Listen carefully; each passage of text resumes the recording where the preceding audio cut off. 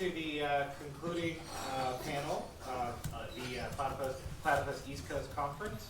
This panel is entitled Theory and Crisis and is sponsored by the Platypus Affiliate Society.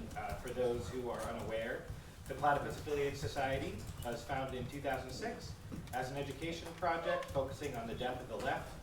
We conduct research, journalism, host panels, and have reading groups around the world investigating the tasks and problem of the old left, 20s to 30s, new left, 60s to 70s, post-political, 80s to 90s, and now the Millennial Left, and now the Zoomer Left. We have chapters around the globe and across the United States, Europe, and parts of Asia. If you are interested in joining one of our reading groups or other activities, please speak to the many Platypus members I'm sure you'll meet during and after the panel. So today we have, I'll go through the panel prompt first, and then introduce our panelists. The panel prompt is, over the course of the 20th century, the left has experienced a repetition of crisis and reconstitution, each time appearing more fractured than before. The formation of the Third International was provoked by the German SPD voting for war credits. The Fourth International attempted to consolidate the remaining revolutionary elements under the shadow of Stalinism. The New Left created its organizations and sects in an unconditional rejection of the mass socialist party and institutional authority, Stalinist or otherwise. The Millennial Left rallied to the DSA during the crisis of neoliberalism. Each crisis demands a critical reflection through organizational means. Have we adequately done so? What was theory for Marxism, and what is its relation to the party? How can theory, in the absence of the party, adequately account for these past and present crises within and around the left? So to introduce our panelists, first up here is Nikki Krian, a member of the Hegelian E-Girl Project and associated with the American Communist Party. To her right is Benjamin Studebaker, who is a political theorist with a PhD from the University of Cambridge. And finally at the end is Spencer Leonard, a founding member of Platypus. Each panelist will have 8 minutes to speak, followed by 3 to 5 minutes of response, and then a Q&A period till the conclusion of the panel. Nikki, would you like to get us started? Sure. Let me go through here. Should I time myself? No, I'll time you. Awesome. Okay. All right. The New Left responded to the downfall of the party as a response to anti-communist efforts of the McCarthy era, where pressure from American imperialism on Soviet-era organizing led to the disillusion of our faith in the strength of mass party organizing. The New Left believed that the mass socialist party and its deference to institutional authority was the issue. So, the New Left threw away the old ways of organizing, which they perceived as antiquated, and instead prioritized the role of the individual. This moment of throwing away our deference to institutional authority and instead shifting to an individualized understanding of theory is reminiscent of the tradition of the Enlightenment, whereby, through reason, each individual can come to a better understanding of the world around them, instead of having to rely on an outside force to tell them what to think. This historical moment is also the moment that truly aligns with the Nietzschean idea of the death of God. Nietzsche's death of God is akin to the death of the left in this way, where the idea of the transcendental force, the transcendental God, and in a sense, the transcendental force of the party has died. It has died in a metaphysical sense, where we no longer have faith in the strength of the party as an organizational structure. The resulting deference to individual rationality, analysis through our individual understanding of theory, has been detrimental to our understanding and resulting application of Marxism today. Marxism must be understood through the lens of Hegel, and with the understanding that Marx himself was a better Hegelian than Hegel himself, in which he further developed Hegel's theories to their logical next step. The New Left has pushed Marxist theory away from its Hegelian base, specifically because of their reactionary rejection of the party apparatus, instead pushing us towards focusing on our individualized understanding of theory. In Hegel's system, we must be able to constantly move through not just our individual, but also the universal and the particular. In order to truly understand our current position historically as Marxists, we must also be able to, in the same time as understanding theory at the individual level, and also understand theory in deference to institutional authority. We must follow a truly holistic approach to theory, where we understand ourselves in context to the whole, And this doesn't mean that we should throw away the idea of the party or institutional authority, because to truly understand authority is also to have faith in something outside of ourselves. Both Marxism and Hegel advocate for rationalist approaches to understanding the world around us, but this doesn't mean that reason doesn't involve faith. The true transformative force of Marxism is the element of faith, a true deference to the world historical process, and we cannot forget this when trying to understand where we are currently situated within history. It is often not about us, but where we are and what we serve in the moment. The boomer New Left, through institutional leverage, has deliberately moved Marxism away from its Hegelian core, out of fear of the specter of idealism, which has been a great mistake. We must remember that we must return to Hegel in order to truly understand Marx. There would be no Marx without Hegel, and all materialism is downstream of metaphysics and vice versa. Marxism must be understood holistically. True idealism leads to materialism and vice versa. You cannot have one without the other. There's a truly transformative force of an idea, and this was even the position of Marx himself, writing his ideas in a basement and becoming the man who has arguably changed world history to the greatest extent. It is true that Marxism emerged from the ideas of Marx, but he was also responding to the historical context of the time, which were material, and his ideas would not exist without him being a product of his time. All Marxist organizations have failed to truly encapsulate a perfect, atemporal, and utopian application of Marxism. However, this imperfection in itself is what makes these Marxist organizations truly Marxist. The point has never been to create a perfect and utopian Marxist organization. People who criticize organizations for not being perfect Marxists are missing the point. The point is to fail. And this isn't saying to be pessimistic or to become black-pilled about the purpose of organizing. The purpose of organizing is to bring forward the unconscious contradictions until they can no longer hold and force them to transform, bringing forward the next historical moment. And in this way, the New Left wasn't wrong, and neither was the DSA in their desperate attempts to synthesize Marxism within neoliberal apparatus. They represented the logical, historical response to the contradictions that Marxism faced at the time. This is what we mean by historical necessity as Marxists who truly understand Hegel. And although the New Left and the DSA weren't wrong in context, the part that is wrong about them are those who still stand by them to this day out of nostalgia or out of fear of novelty. What is wrong is the attempt to hold on to a historical moment that has already passed. And in this way, the Marxist boomers who are nostalgic about the Soviet Union are also wrong. And what I've been seeing more and more of in each historical moment within Marxist organizing is a response to something that is necessary, the historical context at the time. And in this way, it might be necessary to bring back some considerations from the past in a manner that is almost considered cyclical. It might be the right time, right now, within the so-called death of the left, to bring back the party, to bring back our deference to institutional authority. If it is true that the death of the left is parallel to Nietzsche's idea of the death of God, maybe we need to bring back the power of transcendental authority. And it might even be true that the deference to transcendental authority might even be the logical next step that, paradoxically, may truly bring us back to becoming empowered as individuals in our understanding of theory. It is true that theory in crisis is in crisis, and it is also true that Marxism is in crisis today, and this is because we have lost faith in the power of Marxism itself. We must find the vision, stick by it, and may we allow the transcendental force of faith to truly bring us back into ourselves as individuals. And this is how we move forward as Marxists. Thank you. How much more time do I have?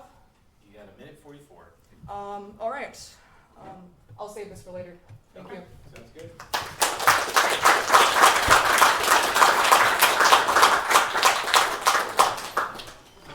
Ben? All right. Hey guys. For more than a century, the left has been struggling to act. Each attempt not only fails to restore the possibility of meaningful action, it further degrades the institutions of the left. This occurs despite the best of intentions. Lenin wanted emancipation, but his action nonetheless transformed the party into the party state. The New Left rejected the party state, both the party part and the state part. When it was done, the left existed primarily in the universities. But now, we don't even have real universities anymore, let alone a party.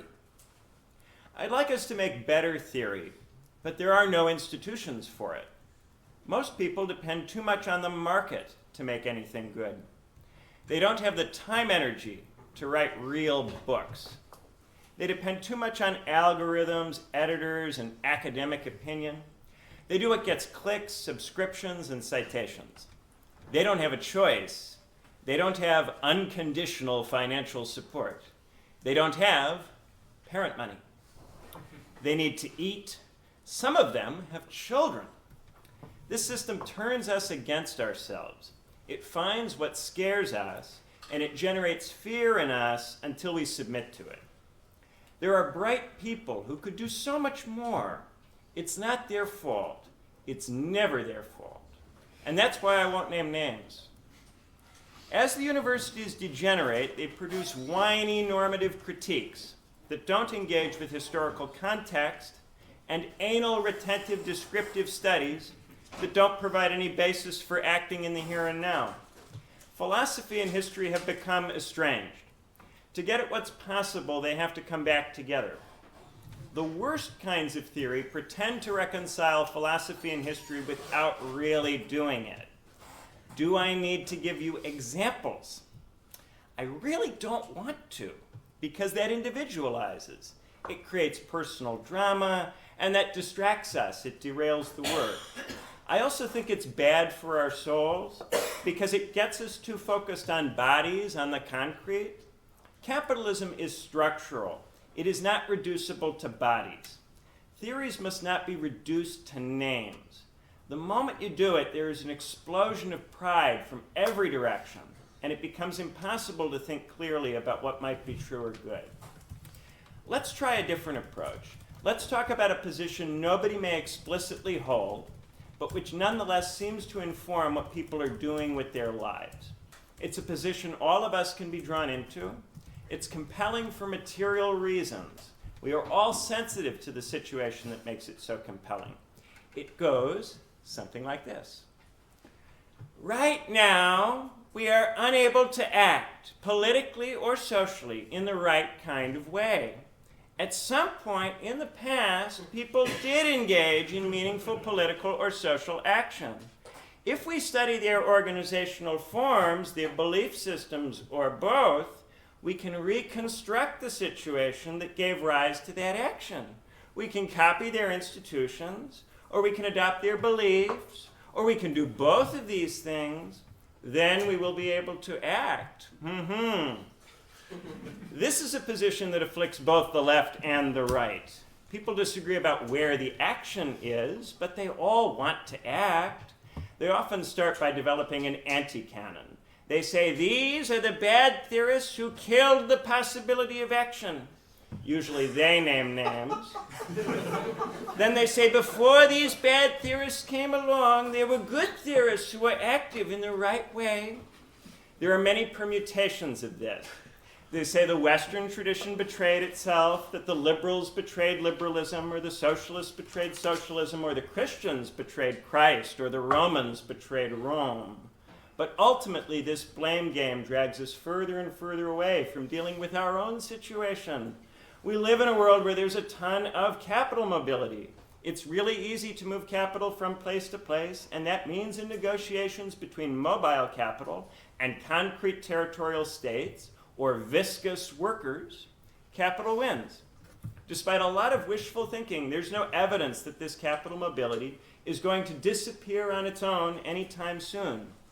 Very few social or political organizations take it seriously as a problem that needs solving. Either the flows have to be governed or they have to be disrupted. There is no organized movement capable of governing the flows at this present juncture. So governance seems to us to be impossible. That leaves us with disruption, with attempts to return to previous situations when mobility was less intense. I can rail against this. I can say it's quixotic to try to live as a knight in modernity or as a classical liberal in the 21st century or what have you. But that would just be critique, philosophy without history. If it is really the case that we cannot imagine an attractive political alternative to the modern state, that we have been barbarized to the point at which Quixotism is the horizon of our politics, then that is a historical fact that theorists have to confront. If this is where we are, I will not accomplish anything by calling for us to generate a new polity that can govern the flows. This leaves me with three options, three life paths. First, I can hope that perhaps, despite the evidence of my eyes and ears, governance is still possible. I can spend my life arguing for it and hope that eventually people come around. I can drug myself up on hope. When confronted with objections, I can gesture vaguely at contingency, at the limits of theory to anticipate future events. Alternatively, I can incorporate our lack of vision into my theory, treating the restricted imaginarium as part of our context, as a historical fact that constrains us. If I do that, then I have to spend my life trying to overcome the lack of imagination, not merely by arguing for new political configurations, but by organizing politically and socially to generate imaginative capacities in subjects. I can dedicate myself to civic education, to solving the problem of the failing universities. But education is a slow process, and I will probably not live long enough to see the results, if there are any, and often there aren't any. There is a third option. I can abandon reason for madness. I can decide that we are all just a little bit too stupid. No matter what I do, we will start World War III. And when we do, everything will change. Capital mobility will be obliterated, and a Pandora's box of once dead configurations will pour forth. There's no telling who will win in the wasteland, but I can prepare. I'll burrow deep beneath the old Studebaker factory in South Bend. Unbeknownst to Pete Buttigieg, I'll construct my lair in the sewers. I'll lure men down into the bowels of my city. There I'll corrupt them and breed an army of Urukai. When the fallout clears, my Hoosier horde will drive those Chicagoans into the lake. In an important sense, this is what many rich people are doing. Even many workers and professionals have joined them in abandoning the project of improving the political and social capacities of the subjects. Without this project, the entire human tradition regresses into what I name here tonight implicit posadism. Posadism has long been mocked by the Millennial Left, but if you consider politics not just as a set of consciously held beliefs, but as a praxis, as a form of life, posadism has more adherents today than the DSA. And for good reason. It is much more sensible to be a posadist. Indeed, it makes more sense to be a posadist than it does to be an anarchist, a Stalinist, a Maoist, or a social democrat. All those tendencies advocate for war in ignorance, unthinkingly unaware of the implication of their form of life. But posadists have a real argument for war. They think it is only possible to revive socialist possibilities through an event, a disruptive event like World War III. Indeed, posadists go further, arguing that our imaginations can only be reopened by such an event, or by contact with alien life forms. One of the tasks of theory today is to generate viable alternatives to implicit posadism, viable alternatives to implicit warmongering. To do this, we must first create new forms of organization that help people think clearly about our situation. This is a social life world that is not empty, as some theorists have argued, but is awash in sick, barbarized structures. The internet, the corporation, and the zombie university are the dominant structures today in society. There is a need to understand this landscape and grapple with it. Too many of you do not have the means to develop your own theories. You leave university and you get some shitty job, or you start producing bad work to appease rich people and their funding bodies. This is not acceptable. Look, some of you are really bright, but when you leave university, very few of you continue to grow as theorists and as people. It's not enough to educate undergraduate students. We need to create institutions that can support the development of mature work. If even this is beyond us, how are we supposed to create a party?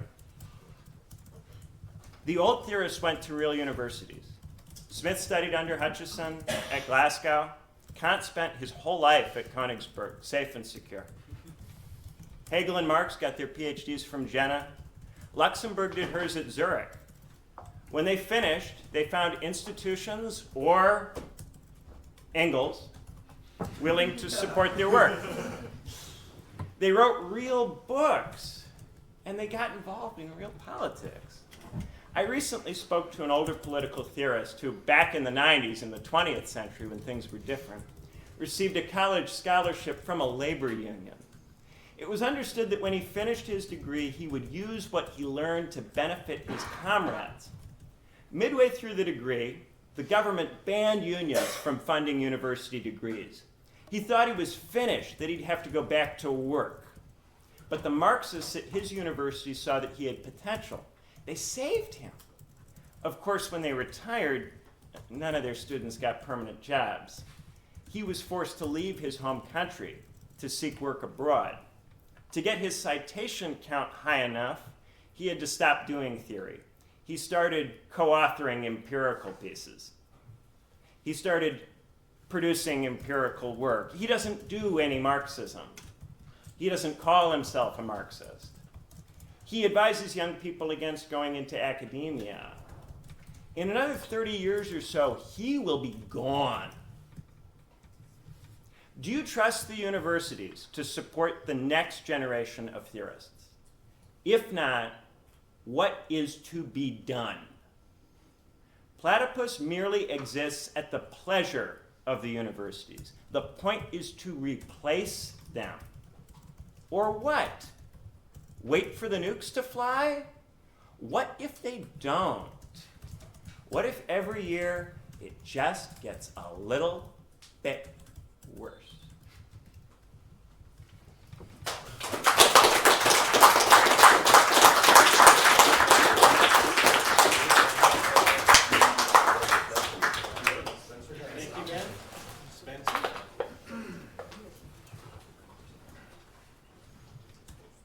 Can't hope to follow that.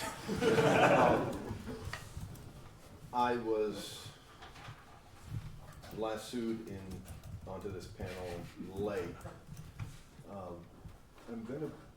I was thinking about things that I had prepared, and I was going to present something that Danny and I are working on, but instead I thought I would talk about the New Left, because that legacy, and I think it's actually been set up nicely by this panel. In terms of, one thing that I might suggest is that there's a certain nostalgia for Fordism, whether it's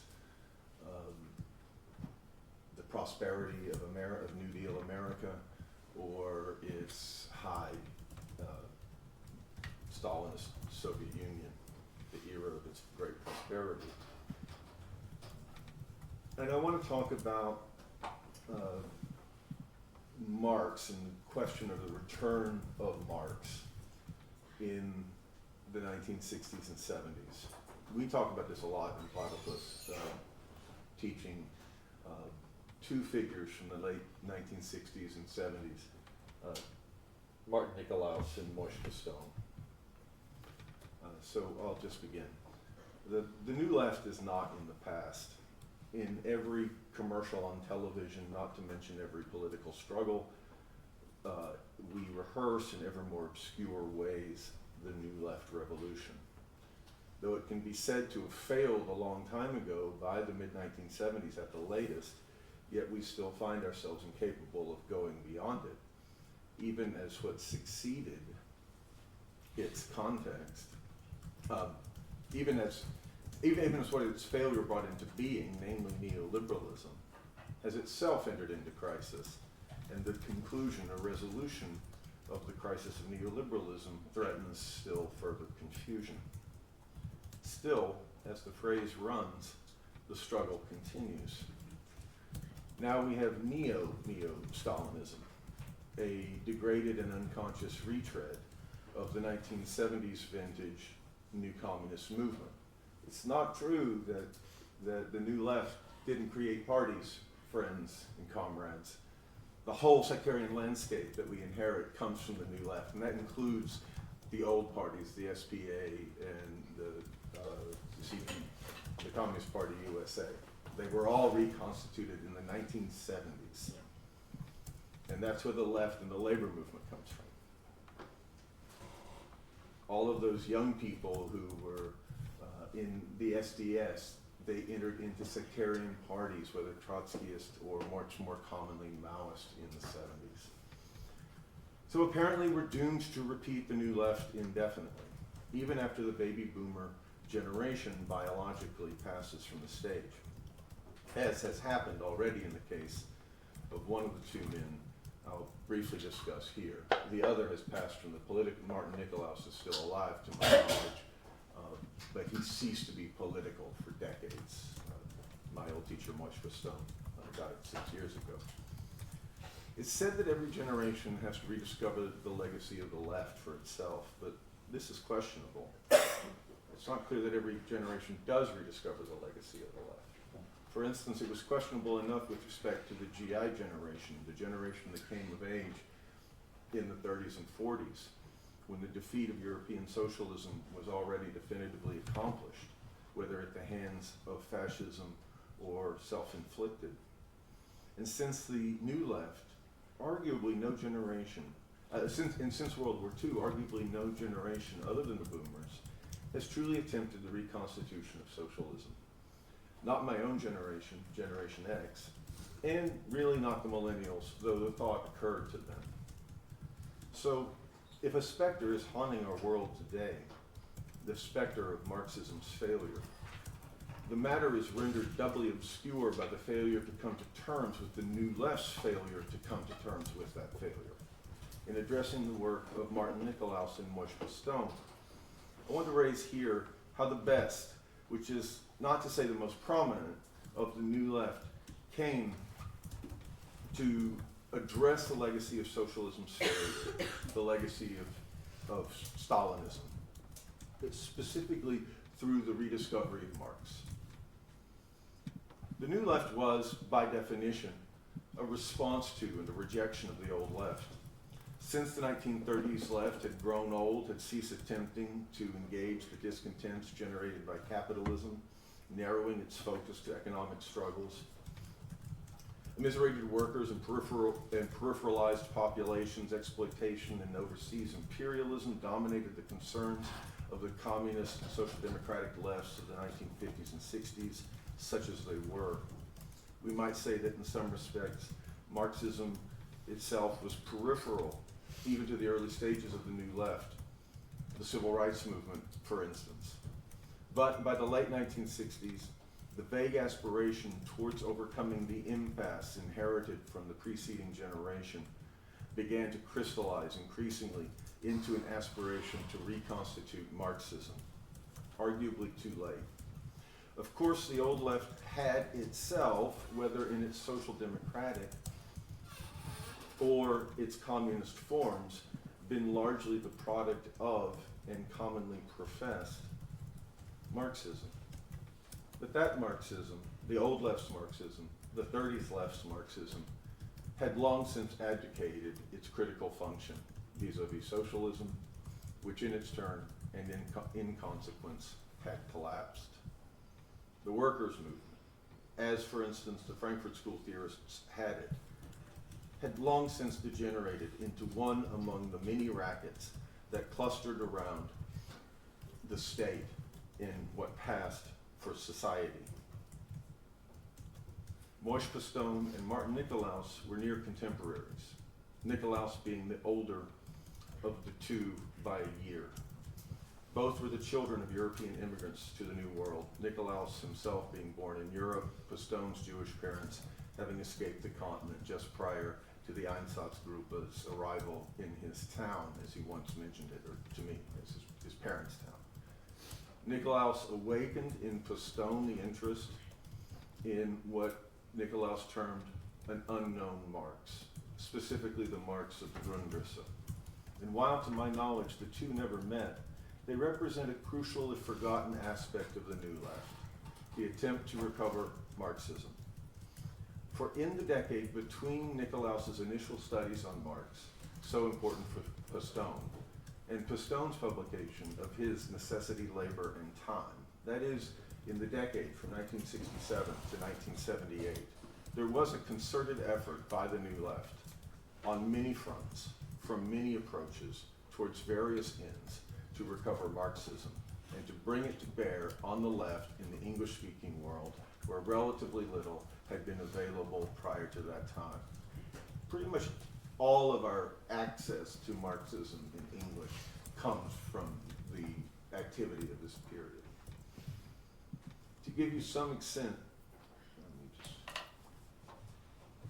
some sense of the explosion of interest in publications accompanied by the New Left in its second, last, and red decade, here's a fairly random selection of the publications that appeared. And you could go on and on and on with this. This is tied to some of Nicolaus and Pastone's remarks. But the farcical retread of this we can see in something like the retranslation of Das Kapital today, right? A totally unmotivated project that is actively disorganizing our sense of history. Of course, there is an unmistakable precedent for the New Left's return to Marx. Marx had been more powerfully rediscovered half a century before, when in the period from 1899 to 1923, the likes of Rosa Luxemburg, Leon Trotsky, Vladimir Lenin drew upon Marx to counter the direction that had grown up from within Marxism itself, to revise it, eventually even challenging the doyen of all Marxology, of all understanding of Marx, Karl Kautsky himself.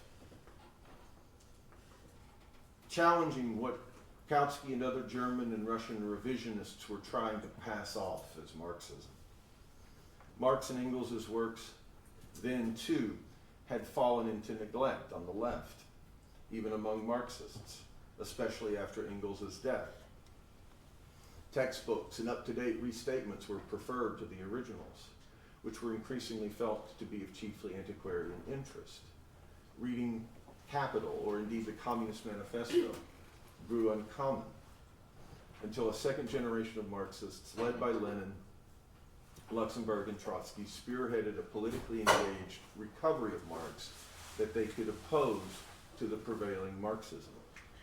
After the October Revolution, their Marxism was philosophically digested in what remain the greatest treatments of the Marxian dialectic, crystallizing the marks of revolutionary Marxism at its historical height, the works that incidentally directly inspired the Frankfurt School, the early 1920s writings of Karl Korsch and Gerd Lukács. Since that time, Marx had grown increasingly something of a dead dog. Marx could not escape the fate of socialism, whose greatest critic and thus whose greatest representative he had been. The Frankfurt School, above all Theodor Adorno, had attempted to preserve the insights that Korsch and Lukács gained through the experience of the October Revolution, even after Lukács and Korsch themselves abandoned them. But even Adorno knew that for a Marxist, and for reasons that only Marxists understand, the theorist cannot but discover to his dismay that his insights are but recoveries, and they were better stated the first time. The Frankfurt School consciously confronted the dilemma of preserving Marxism in the face of the collapse of the socialist workers' movement, and with it, of capitalism itself, at least as Marxists understand it. There is no such thing as capitalism without a socialist workers' movement, as Marxists understand it. Theirs was, in that sense, a self-consciously impossible project, Marxism in the absence of socialism. What the Frankfurt School understood was that Stalinism had set the stage for Fordism, and this is, I guess, my challenge to the two previous speakers. for the authoritarian state capitalism of the mid-20th century. The collapse of the left conditioned the state capitalism they confronted, which itself professed to have rendered socialism obsolete, a claim much more credible than any claim made for the present order. Stalinism gave Fordism the appearance of falsifying socialism, critically reducing it to a set of either Soviet or social democratic state practices and policies. Essentially, Marxism was converted to a body of policies for the state. This is what the New Left faced.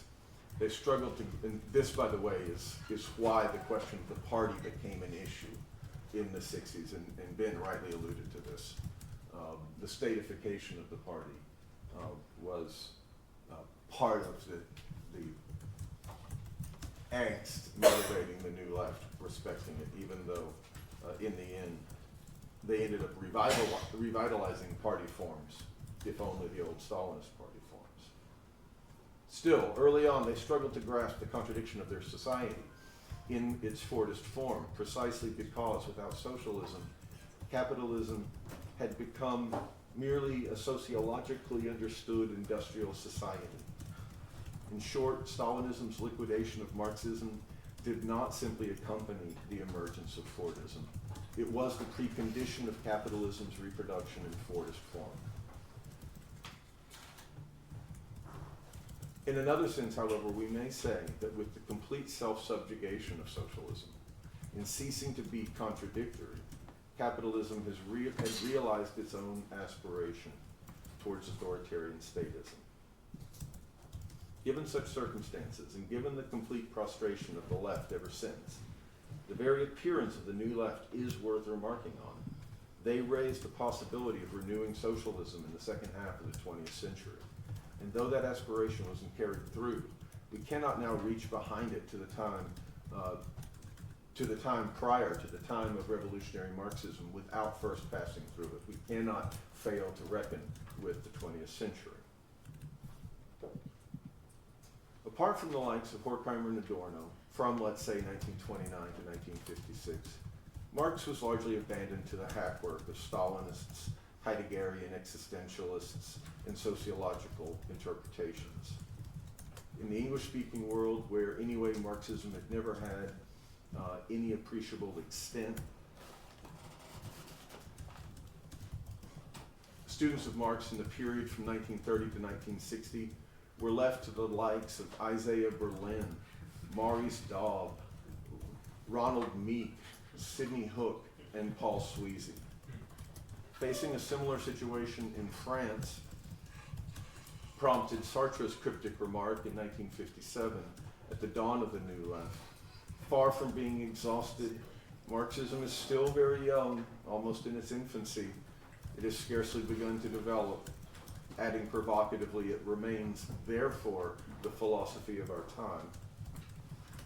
But Sartre's was but the endorsement of an endeavor, not the undertaking itself. Standing outside the dialectical tradition, even if peering in, he could himself no more advance that endeavor than could his compatriot Louis Althusser. So it should come as no surprise that the first phase of the New Left, the period from 1956 to 1968, promising though it was largely conducted without reference to Marx. All of the great Bolshevik students of Marx, Lukács, Korsch, Ryazanov, Itzhak Rabin, were untranslated in English. They were unknown in the country where perhaps, or arguably, the New Left was strongest, the United States. The only exception in the West was a 1960 translation of Lukács's History and Class Consciousness, of which there seems to have been very little reception. With the coming first phase of the New Left, Marx nevertheless regained a certain estimability. He reached out of the 19th century, indeed, to help that process along. Many of his unpublished manuscripts were marshaled against the Marx of Stalinism. This was the case with the economic and philosophic manuscripts. I'm going to skip some of this. Also, the Grundrisse, etc., coming out in really being addressed for the first time by Andre Gortz and Herbert Marcuse in the early 1960s.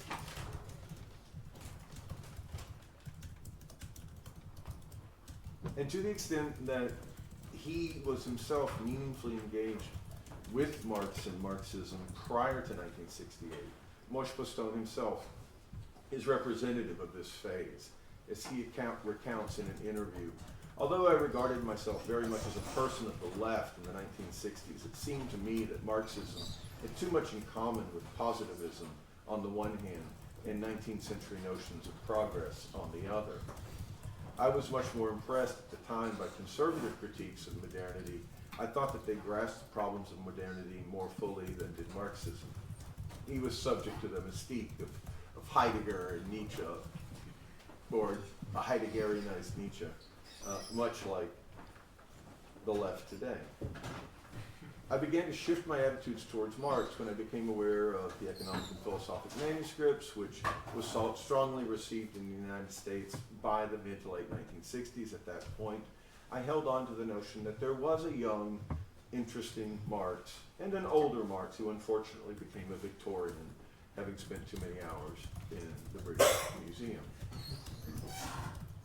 Capital remained a closed book for the likes of Postone in the 1960s, as did an entire tradition of Marxism.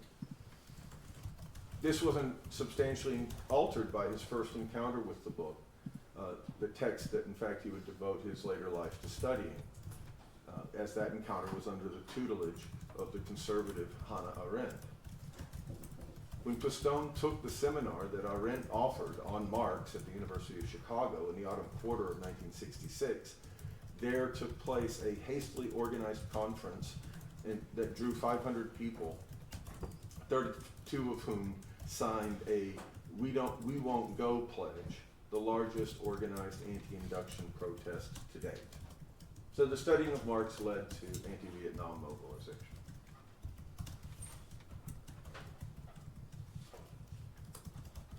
The SDS became active on that campus, and we know that there were teach-ins on Marx and Lukács at the sit-in at the University of Chicago in 1969. Only slightly older than Postone, and in the same graduating class, Martin Nicolaus was far more deeply engaged with the left in the pre-1968 period, tracing a not untypical trajectory of a precocious young new leftist. Nicolaus was first politicized during a study abroad in 1961, where he witnessed an agitation in Paris against the French war in Algeria. This initial impetus was then magnified upon his return to the U.S. by the U.S. Civil Rights Movement. In the 61-62 academic year, his junior year as an undergraduate, Nicolaus took part, together with students from Howard University, in sit-ins to try to desegregate the Upper South. The following year, he traveled to Cuba, where he met Castro, Che Guevara, and the great proponent of black people's armed self-defense, Robert F. Williams. By the time of his return, Nicolaus was a confirmed communist, though clearly what this meant for him was still very much in flux. Touring the Northeast to give lectures to leftist audiences about his impressions of the Cuban Revolution, there soon arrived at his door subpoenas to appear before the House on Un-American Activities, the House Committee on Un-American Activities. Somewhere in this period, he read Marcuse's Reason and Revolution and resolved to go and study with that great theorist at Brandeis University. And he arrived just in time to witness Brandeis's successful purging of Marcuse after the appearance of his work, One-Dimensional Man.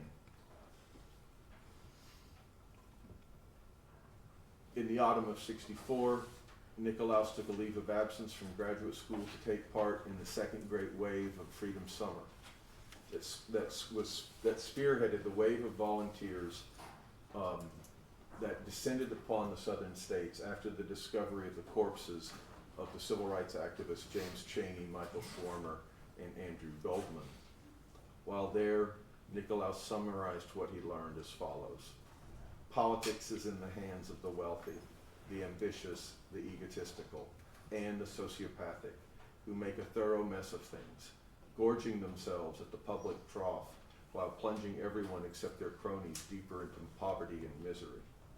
But in the exceptional atmosphere that the Mississippi Summer Project created, people who until then lived in the shadows, unnoticed, unremarkable, unschooled, unpropertied, stepped forward into the light, discovering their slumbering talent for organizing, leading, and governing, and showed the world a long unseen model of political leadership, honest, courageous, and genuinely of, by, and for the people, dramatically effective in changing the world. The following spring, Nikolaus worked as associate editor on the informational cleaning house for the budding anti-war movement known as the Viet Report. And in August '64, before again leaving for Mississippi, the U.S. of course passed the Gulf of Tonkin resolution. I'm sorry, at the time that he left for Mississippi, the U.S. had passed the Gulf of Tonkin resolution.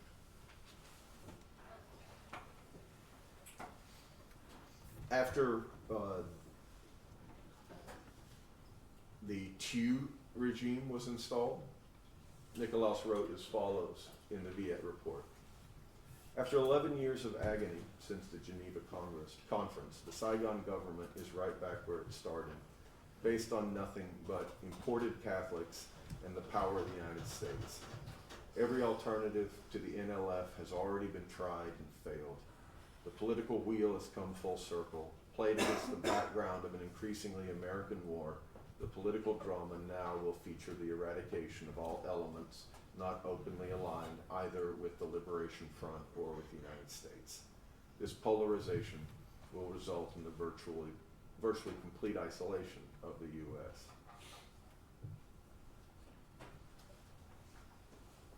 It was really from this, I'm going to skip the rest of the discussion of the radicalization in the anti-war movement. But it's really this that led to his first translating Andre Gortz and then translating Marx's Grundrisse. By 1968, Nikolaus was attending the SDS National Convention in East Lansing and delivering the Sociology Liberation Movement's address to the American Sociological Association. He had by then acquired the complete works of Marx and Engels in German. So,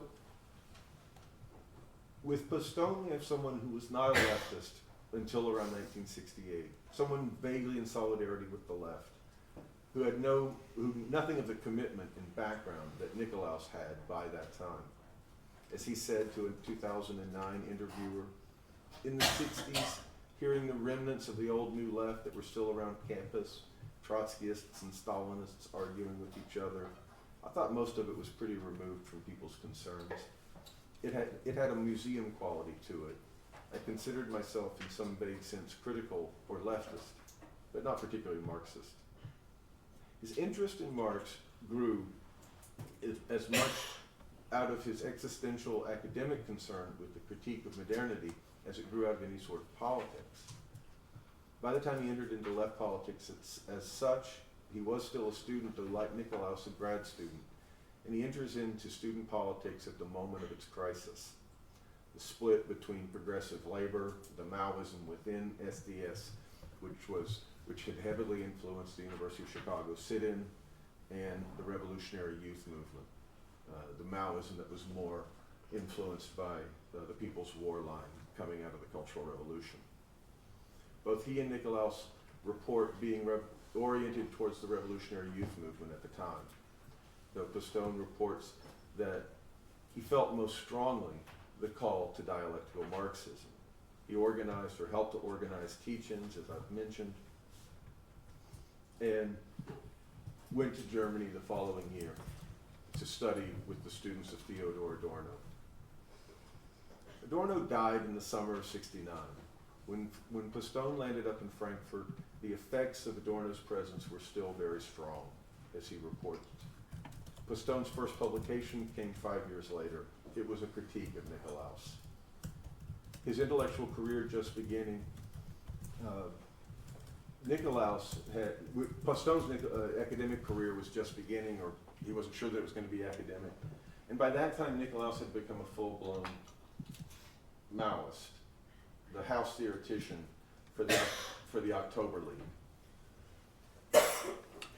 His most significant publication after translating the Grundrisse, The Restoration of Capitalism in the USSR, an argument that Maoists seem to have forgotten. Maoists believed that capitalism was restored in the USSR pretty much across the board, unless you opposed, unless you favored the fall of the Gang of Four. But if you didn't, if you thought that the fall of the Gang of Four was the crisis of the leadership of the Chinese Communist Party, which every major Maoist organization in this country did, then you thought that communism had collapsed in the Soviet Union. I don't know where this nostalgia comes from, the Soviet Union of the 1980s. Nikolaus's book on that subject is one of the best,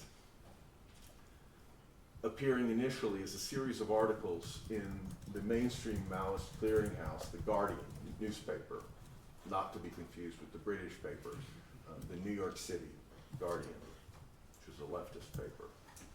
By 1978, when Pastone laid out in their essentials his ideas, Nikolaus was purged from the October League, whose leading theoretician he had been, and he was banished to the political and intellectual wilderness.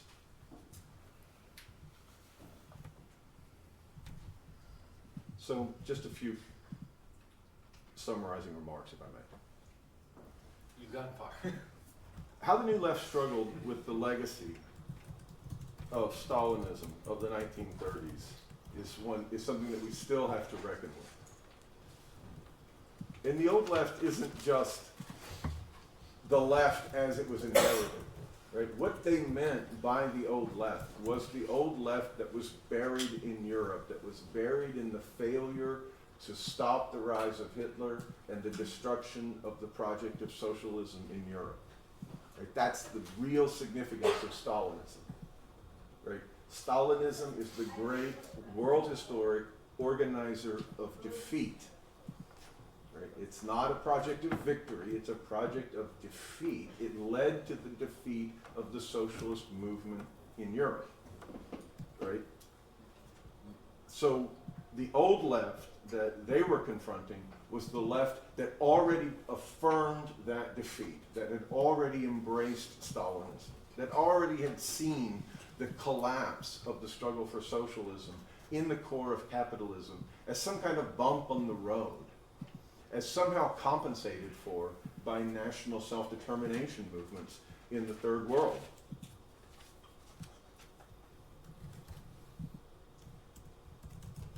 So when we think, when we see the New Left, we see that initially because they understand that socialism is a project that has to be reconstituted. That's what New Left meant, right? It meant that the whole project has to be reconstituted, has to be restored. It's necessary to understand this to attend to the splits within Marxism itself. I know that we want to avoid that today. It can't be avoided. The New Left struggled unsuccessfully with the legacy of Stalinism, and this marred their approach to Trotsky and to the Frankfurt School. They laid a great deal of emphasis on the Grundrisse, on the economic and philosophic manuscripts. They tried to marshal the resources of Marx to the project of reconstituting the left. And indeed, the Frankfurt School was crucial in effecting the transfer of Marx and Engels' papers to Moscow and ultimately in facilitating their publication, just as the left oppositionist Ryazanov made that happen. And Pastone intended a retrospective critique of the 60s and 70s New Left. A critique that drove him back to the legacy of Marx's so-called critical theory. His distinction between, as he put it, proletarian constituting and proletarian transcending consciousness intended to grasp that distinction between the old and the new left. Specifically, he saw the 60s, 70s New Left as indicating the possibility of getting beyond capital in ways that the old left of traditional Marxism supposedly could not. Nikolaus became not a neo-Marxist or neo-Marxian critical theorist, but a 70s New Left workerist, joining and helping to lead a Maoist group during a return to the working class. Did this contradict what he wrote in The Unknown Marx? Yes and no. Certainly the turn to the issue of working class organization was commendable as such, but the terms in which it was done was more about illusions than realities and necessities. Postone once put it in conversation to me that he saw his task in the 1970s as making the greens more red and the reds more green, i.e. bringing the issue of ecology together with the concerns of the old left. He wanted to transcend the hippie and hard hat reaction. So this raises the question of how we deal with expressions such as Nikolaus, Postone, and many other critics of the New Left, internal critics of the New Left, in their return to Marx. Might the New Left have fared much better if voices such as theirs had been heard more clearly? Certainly. They all point to a canon against the grain of the mainstream canon of the 1960s and 70s. But one that also shows the essential limitations of this historical period, which is why it is still necessary to focus on 1917, not 1968. I'll leave it at that.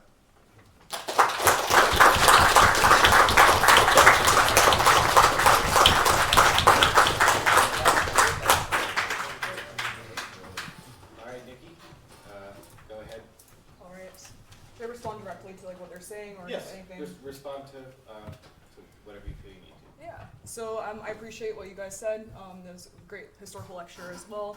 I'll just like go on to say like what I wrote, and yeah. So I guess here the true dialectician understands that there is a historical necessity for almost everything. One of the biggest problems facing the left, and Marxism more specifically, is the idea that nothing is good enough, including theory.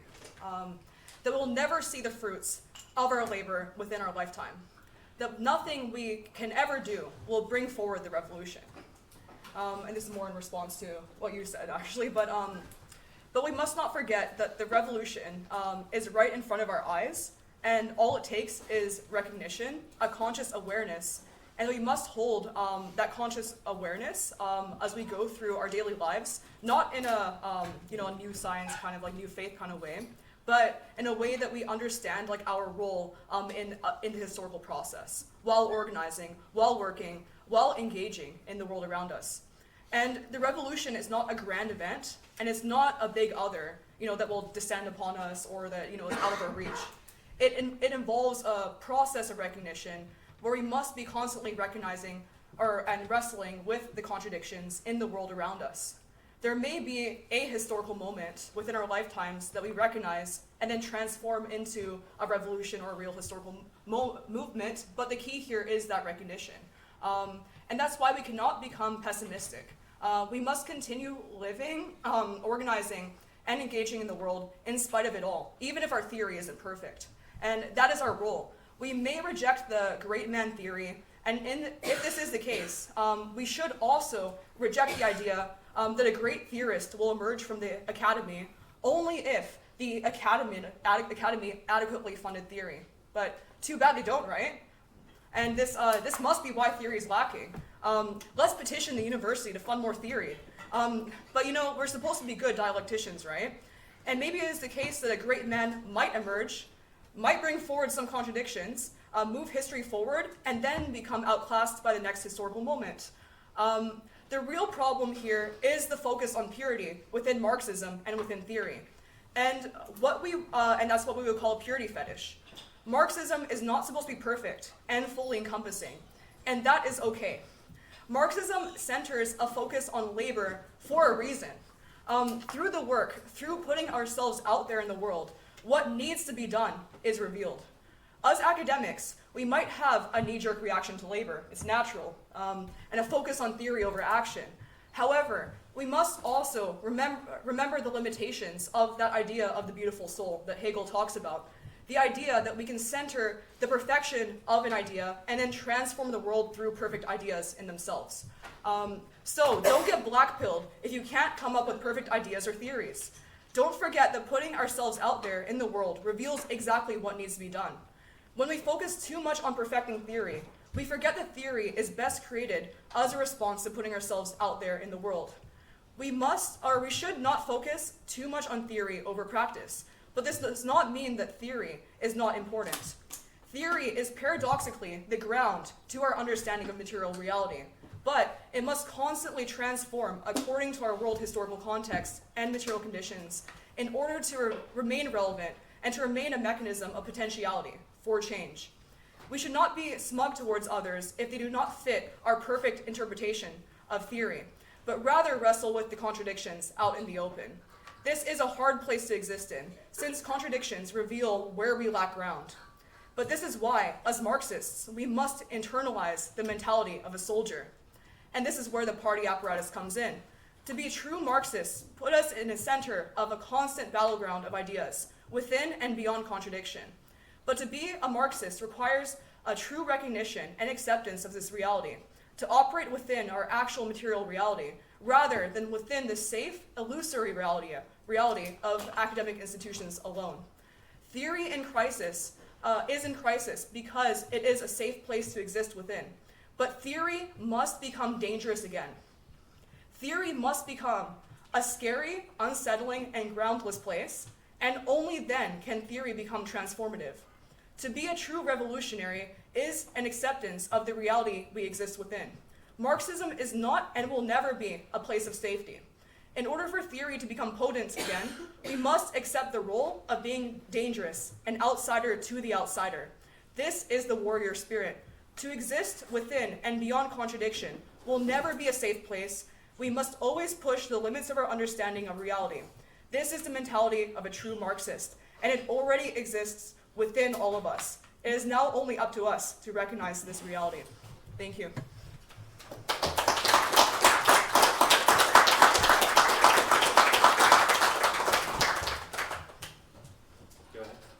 I appreciate Nikki's emphasis on institutions. Of course, the function of institutions is to make spaces where things can happen, right? So that means creating a certain level of safety for particular types of activity to take place.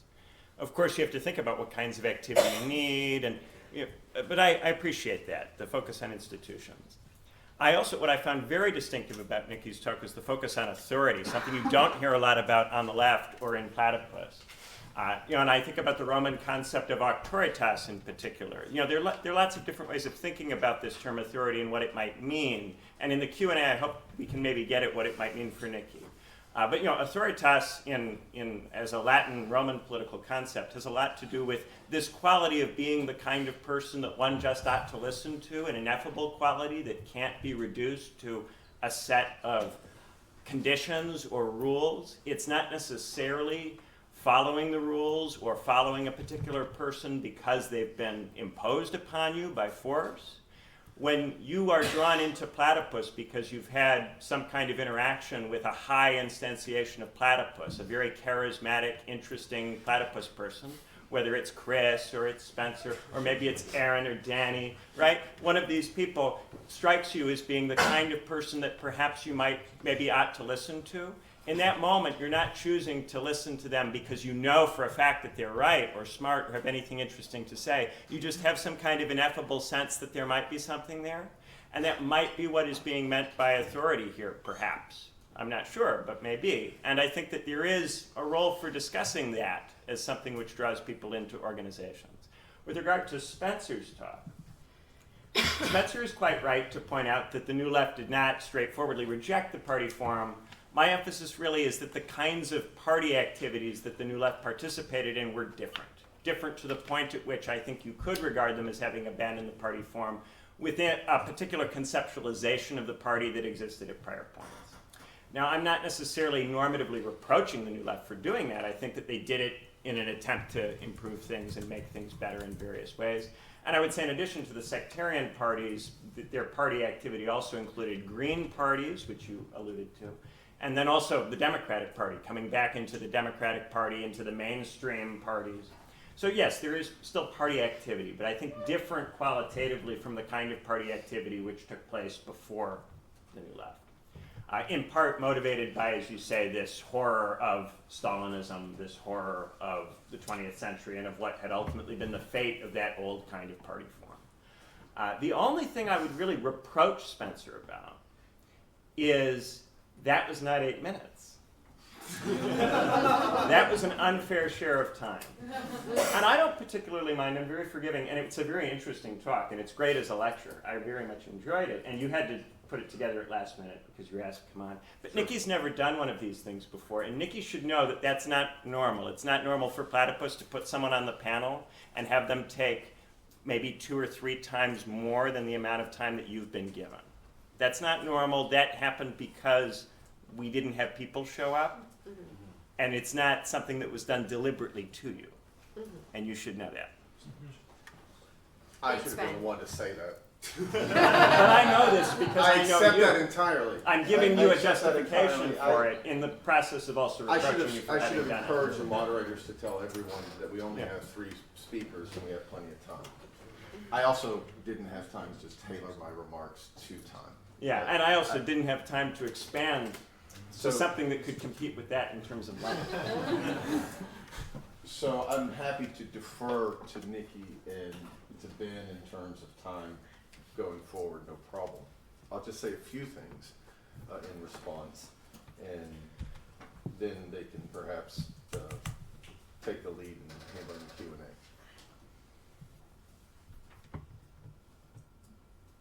About the problem of purity.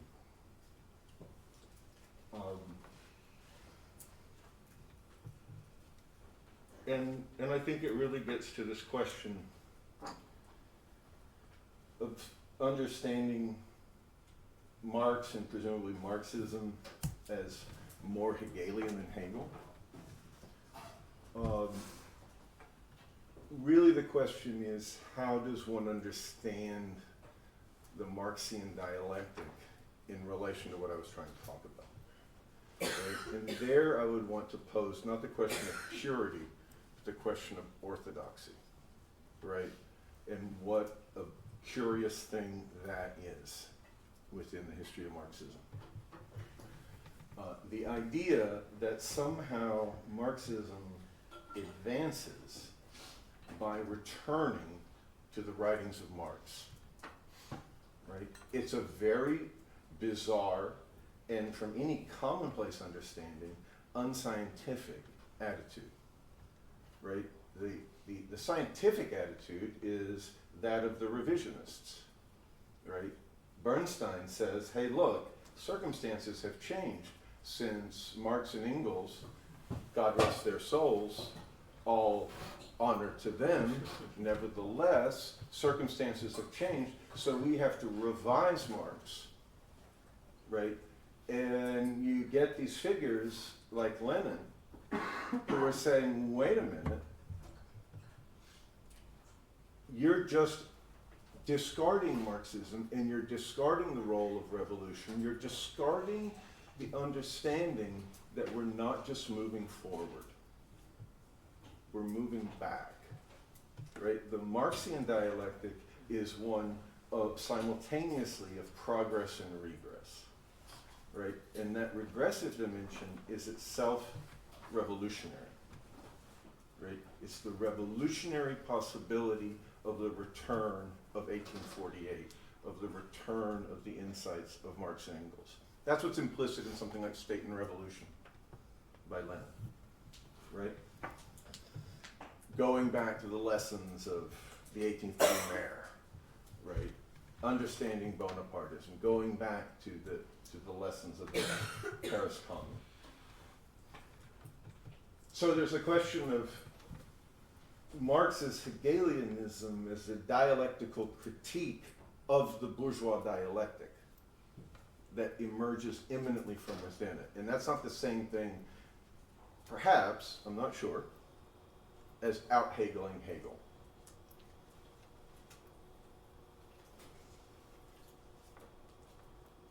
I think that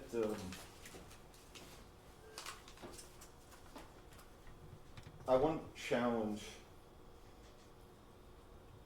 Ben to at least be a bit more specific or helpful or concrete as regards this issue of capital mobility and so-called viscosity of workers, right? It seems to me, not only that capital has had a certain mobility or capacity for mobility for a long time, but it seems to me that a vision of organizing and approaching the tasks of socialism potentially in the 21st century flows from that. And I know that it's an American nationalist illusion to believe that America can control the dynamics of the world economy. But the task of organizing socialism in the first world, it seems to me, is crucially related to this problem that you're raising. That if we hope to galvanize a new internationalism, we need to focus not only on the core capitalist states because they're core capitalist states understood as national entities, but they're also core in the sense that we have intellectuals and comrades who are coming from all over the world to these countries. And here China can't, the contrast with China is so strong, right? There are lots of Chinese immigrants who might want to be leftists, who might want to be revolutionaries, who might want to overthrow their government. If we could still talk about this in this age of neo-Stalinism, right, that we might actually want to have a revolution in China, right? We could organize people here in a way that they can't be organized anywhere else, right? If the prospect and promise of breaking with this third world as the revolution is somewhere else, it's something that brown people do, we need to be in some vague solidarity with them, maybe even ship them guns or whatever crap we've been dealing with this anti-imperialism Stalinist garbage for 100 years that has liquidated the project of socialism here, is also that we're abandoning internationalism in a practical sense. Right, and so obviously the capacity of any workers' movement, if workers start demanding higher wages in some place or other, capital can flow somewhere else. Right, but if we hope to really counter that with a world movement for socialism, right, I do think that puts a special, that does raise the question of what are we really talking about in terms of even thinking strategically about that, in the absence of really concentrating on the multiracial, multi-ethnic, and multinational working class in the United States, in Western Europe, which presents distinctive opportunities, and of course brings a lot of experience as well. So that would be my comments for you. Very good. Okay, so we're going to open it up for question and answer now. Let's start with Athena. Yeah. Yes. Yeah. So I guess I just wanted to ask the panelists to maybe explain or expand this conception of the party form and its development historically. Right, so this kind of talking point that was brought up about the party form being rejected in the 1960s or not being taken up in the 1960s or maybe devolving into sectarianism in the 1960s, I think could maybe be, if you could talk about perhaps what the party form means for socialism and its instantiation in 1914 and 1917, that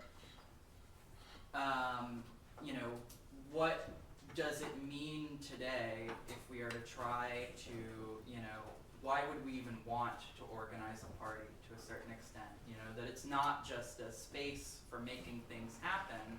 It doesn't, make things happen necessarily, but it, takes responsibility, it critiques, it leads. Or is that even, still possible or desirable today?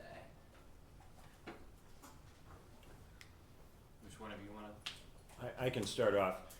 So, parties used to actually supply resources to people so that they could do different kinds of work on behalf of the party. They used to not just be places to engage in political activity, but they also used to perform various social functions. Like I mentioned at the end of my talk with the guy who got the scholarship from the Carpenters Union, right?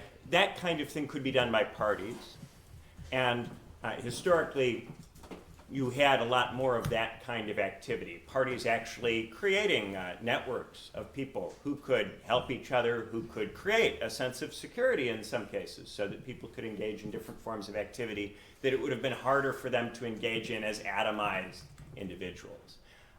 In terms of the transformation of the party form, one of the things that I would like to emphasize is that we used to have parties before the expansion of the university system included workers who were mainly in heavy industry and in large-scale kinds of blue-collar work in many cases. One of the things that's changed now is that if you were to bring back, say, a car factory that has been shipped overseas, the number of jobs that would come back with that car factory is an order of magnitude smaller than would have gone with that factory when that factory left maybe 50 years ago. So one of the things that's happened is that the industrial working class in the West has contracted.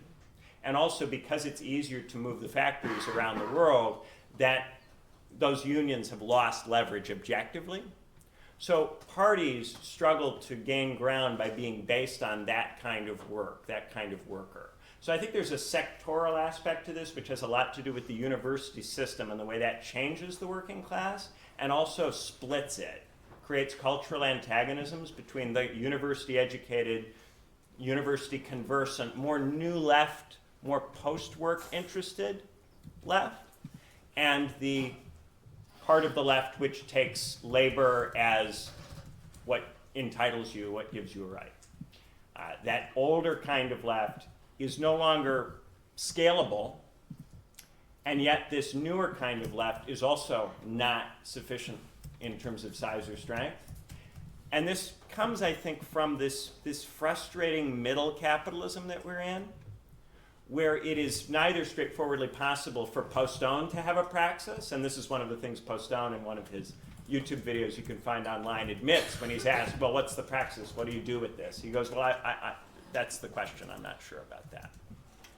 And Postone was never really able to give an answer to that question because the post-left model has struggled to find a positive articulation. The economic growth that would have been necessary for that to happen just didn't come into existence in the 70s, 80s, 90s, 2000s. And instead, what has often happened is that the post-left has lapsed into a kind of eco-doomerism, eco-austerity, which necessarily puts it at odds with the traditional workers who are struggling for improvements in their standard of living. So that split that has cropped up means you can try to make a party that's for workers in the old sense, but you will never have access to the broad, very industrial base that you might have had were you trying to do that in the Fordist period. And at one point, Spencer implied that I'm like standing up for Fordism or something, which I think was maybe a slip, because there was nothing in my talk about upholding Fordism or upholding the mid-century period. My answer is not to bring back the Studebaker factory. You're not going to get 40,000 Studebaker jobs in South Bend. So I was attributing to you the belief that in the Fordist period, states had greater control over capital flows. Was that a mistake? Over capital flows. Right, so this problem of being subject to capital flows and states being essentially subject to them now, that wasn't the case in It's not that that wasn't the 1940s, 50s. case. It's that it took a different form in the 40s and 50s because of the lower trade volume, a lower percentage of the economy tradable. I think it affected, to a certain degree, the ability of states to make interventions without having to be concerned about capital flight, particularly those states which were targeted for redevelopment after World War II and were made a priority by the IMF and tended to be given better terms on that basis. That, of course, was temporary and was always in the process of being closed up. As soon as the GATT trade rounds get going, as soon as all of these things get going, there's always an intention of reopening it from the very beginning, and that intention is carried out across all of that period. So I would just say that it was different, and that this allowed for certain kinds of things to happen in terms of, say, creating national health care systems that now look very fantastical to people because of the problem of raising the tax money necessary to fund them. So on the question that you raised about what am I talking about concretely, I think that one of the things that we have to bear in mind is that certain sectors are more mobile than others. And this difference in the mobility of sectors is quite important now, to a degree that it wasn't at earlier periods. And so a lot of the focus on industrial workers, or isn't there a growing industrial class, aren't there more industrial workers than ever before in the third world, misses this fact that at this point you don't have an industrial base if you're in a strong country. You have an industrial base if you're in a weak country. And I think that there has been a tendency to, almost like the physiocrats, fetishize industrial production in the way that people used to fetishize agricultural production, while ignoring and failing to appreciate other kinds of economic activity. And Daniel, you're looking at me like maybe I'm being unfair to the physiocrats. Maybe, and maybe I am being unfair to the physiocrats. But you know, this point that there was a lot of arguments when production got going, commercial society got going, especially in France, that agriculture was the real base of all human activity. If you had the food, then you ultimately controlled what really mattered. And therefore, the English that are specking into crafting and making things, they will ultimately have to trade on favorable terms with us because we make the food. You know, this is a very narrow kind of view which doesn't appreciate all of the complexity that goes on. So that's what I would say. I think that those are some of the things I would say. I mean, it's difficult to go into great depth about how to make a movement that can deal with this. And that's why in my talk I said I can spend my life arguing for some kind of response to this. But we do seem to have a real problem in terms of sustaining a long, protracted, complex conversation about it such that we can make progress together on it. It bores people to tears to talk about this stuff. Right? And we have all sorts of we have interesting disagreements, I'm sure, many of us, about all of this. Particularly Daniel, who's making faces that make me think he disagrees with me. Right? And maybe he does. Right? But we have a very difficult time actually reaching a stage of being able to litigate those differences because we get caught on culture war issues. We get caught on the stupid crap the university students are doing. We are constantly arguing about irrelevant garbage because our institutional forms are degrading and have become dependent on bad conversation. You know, at this point, Platypus to grow must recruit students. And they must recruit them from universities. And so if there's an upsurge in activity among the university students, Platypus must speak about it and must engage with it and must try to find some way to enter into it. And all of this prevents people in Platypus from spending as much time as perhaps they should on this question of capitalism, capital mobility. And it may be that I shouldn't be characterizing it as capital mobility, that maybe I'm overemphasizing certain aspects and underemphasizing others by doing that. But we never would have a panel on, you know, what is the actual problem in capitalism. We would never do that. You know, in terms of in the economy. We would never actually get into the economic dynamics in a public discussion, even in an organization as intellectual and as theoretical as this one, because of the necessity of recruiting university students who are focused on increasingly culture war issues. And that includes, by the way, foreign policy issues which are being treated as culture war issues. There has been a transformation of foreign policy issues into a binarized, whose side are you on in the war, who are you with, and who are you against, negating the bad people and upholding the good people. And this is not a way of actually resolving conflict. Resolving conflict means working through the cause, the reason why the sides are fighting, and finding a way of resolving, right? And that way of resolving may be very, very difficult to find, but you would have to engage in a very protracted way on that kind of question to actually get to the root. Many, many people in, for instance, the Israel-Palestine conflict have taken a side and go, well, if only my side would just win militarily, then the problem would be solved. There's a reason that neither side has won militarily. For one, people have been trying to win militarily over there a long time. That's not a great strategy for actually, making peace or creating a possibility of social relations. So we would have to think about that. And I think that this is where we really lack the institutional capacity to have the best kinds of debates and discussions, even in the better organizations that we have, like this one, which is pretty good. And that's why I came all the way from India. I drove 14 hours to give you these 2 panel talks, because I think you guys are smart and fun and cool and interesting, and you have potential. Can we move on to the next question? Yes, thank you. Wait. Nikki has to. Yeah, Nikki hasn't responded. It's fine. You can move on. Are you sure? Yeah, it's fine. I don't even know what the question was. Like, I'm so long, to be honest. It was about institutional forms of the Socialist Party in 1917, 1919. How do we interpret that today? Yeah, I guess it kind of goes back to what I was saying earlier about how the New Left ended up rejecting the party form, largely due to the historical context around McCarthyism at the time and the Cold War and the fight against Soviet communism and basically the failure of that. And I think that kind of what happened with the New Left was more of an emphasis on the individual in terms of your own understanding of theory. And basically the thing is, to truly understand theory, it's not just about how well you understand it as an individual, but it's also, the purpose of the party is really to have a community and also to be in a space where you actually can learn from other people around you, and also the idea of the authority in terms of the deferring to the institution of the party is that you as an individual might not actually have the power to understand everything, right? So if you kind of almost lower yourself almost in a Christian sense to humble yourself before the Lord, almost symbolically as a party, you can actually understand more. So that's basically my point with that. Hope that answers your question. I mean, if I could just say about this that, the New Left faced a real problem, right? The party, if we're talking about the Communist Party in the United States or in allied countries, they had supported, whether through the Pop Front or through the People's War Line, where they supported the Allied war effort, they had supported capitalist states, right? In the United States, what's the point of the Communist Party if it's just telling you to support the Democrats? If it's just telling you to support the New Deal and to support FDR's war effort?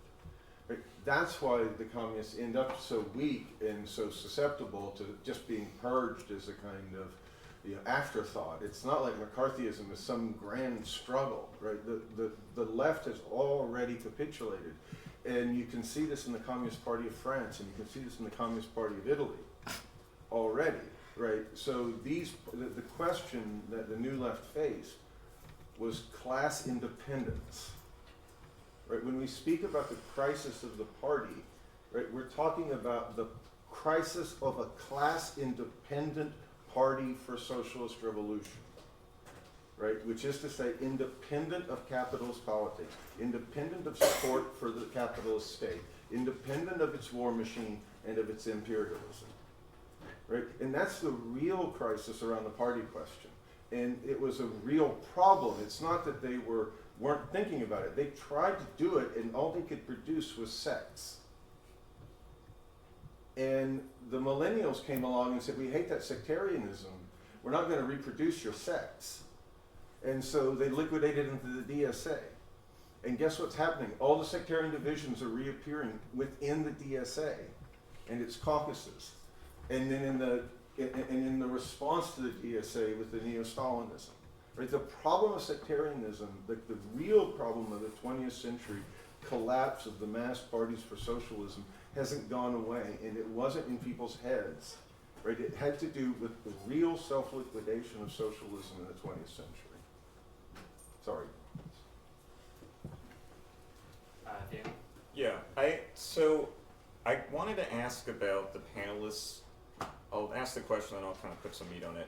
Almost like the theory of theory, because I feel like when it comes to the question of Marxism, it's not really that it's a theory of capitalism, which is what you were just alluding to, Ben, so much as that, to quote Marx, how do we now stand with respect to the Hegelian dialectic? Meaning after, in the interim period between Hegel and Marx, you have a lot of Hegelians who maybe know Hegel like the back of their hand. They maybe even knew the dude personally, right? The young Hegelians. And in a sense, they're trying to push that moment forward, and Hegel is the high expression of the revolt of the third estate, right? Like the reason why Hegel seems to embody all these people is because the third estate is the embodiment of kind of civilization hitherto. And so it can have Plato in the social relations, it can have Spinoza, it can have Kant in the social relations. And they're trying to move that forward. And I think what ends up being treated as a kind of methodological difference that Marx is like, actually it's materialism or something like that. It's, rocks are real, it's not just your ideas. Alluding to Spencer's point, that there's actually a problem of the dialectic. That people who knew Hegel himself are having trouble actually reconstituting even his position and thus moving the revolution forward.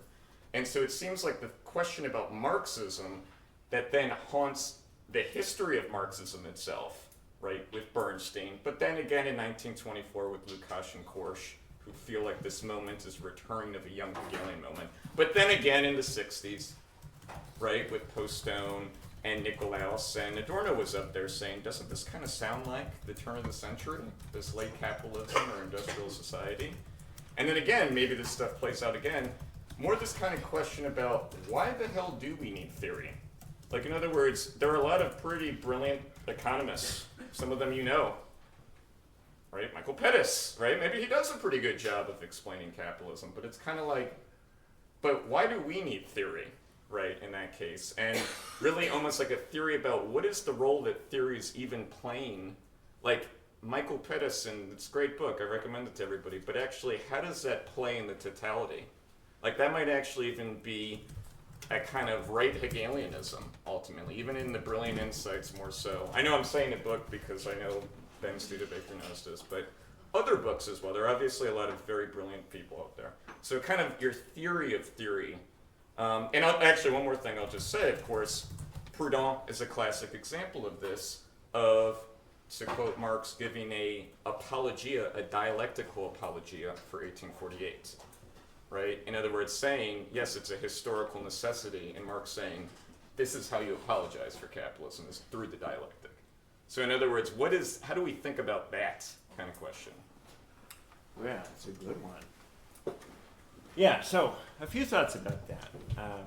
So first off, what is theory really for? Ultimately, theory is about the producing of consciousness, right? So theory can be done in Marxism. It can also be done in other traditions which aim at producing consciousness, producing an ability to understand the totality of the social and political nexus, right? That is something that will, along the way, include making theoretical statements about the context, about the situation. And that may include, at one level, writing books about political economy, right? It may also, at another level, include writing books about the conditions within the state or within the parties, right? And there have been lots of interesting and valuable books about each of these things.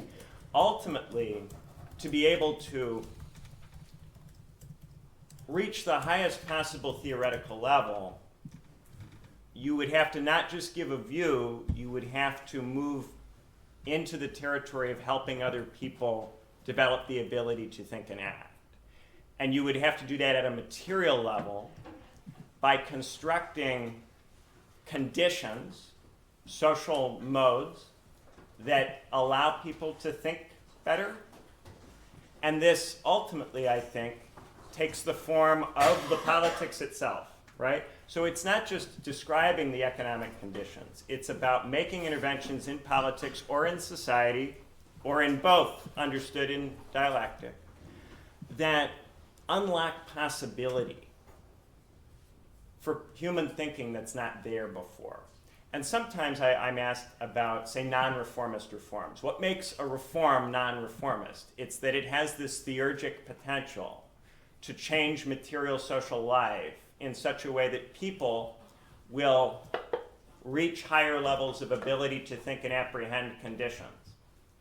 And then you have to ultimately trust that this thinking and activity that goes on will produce better forms of behavior, better forms of thinking than you can produce in the moment.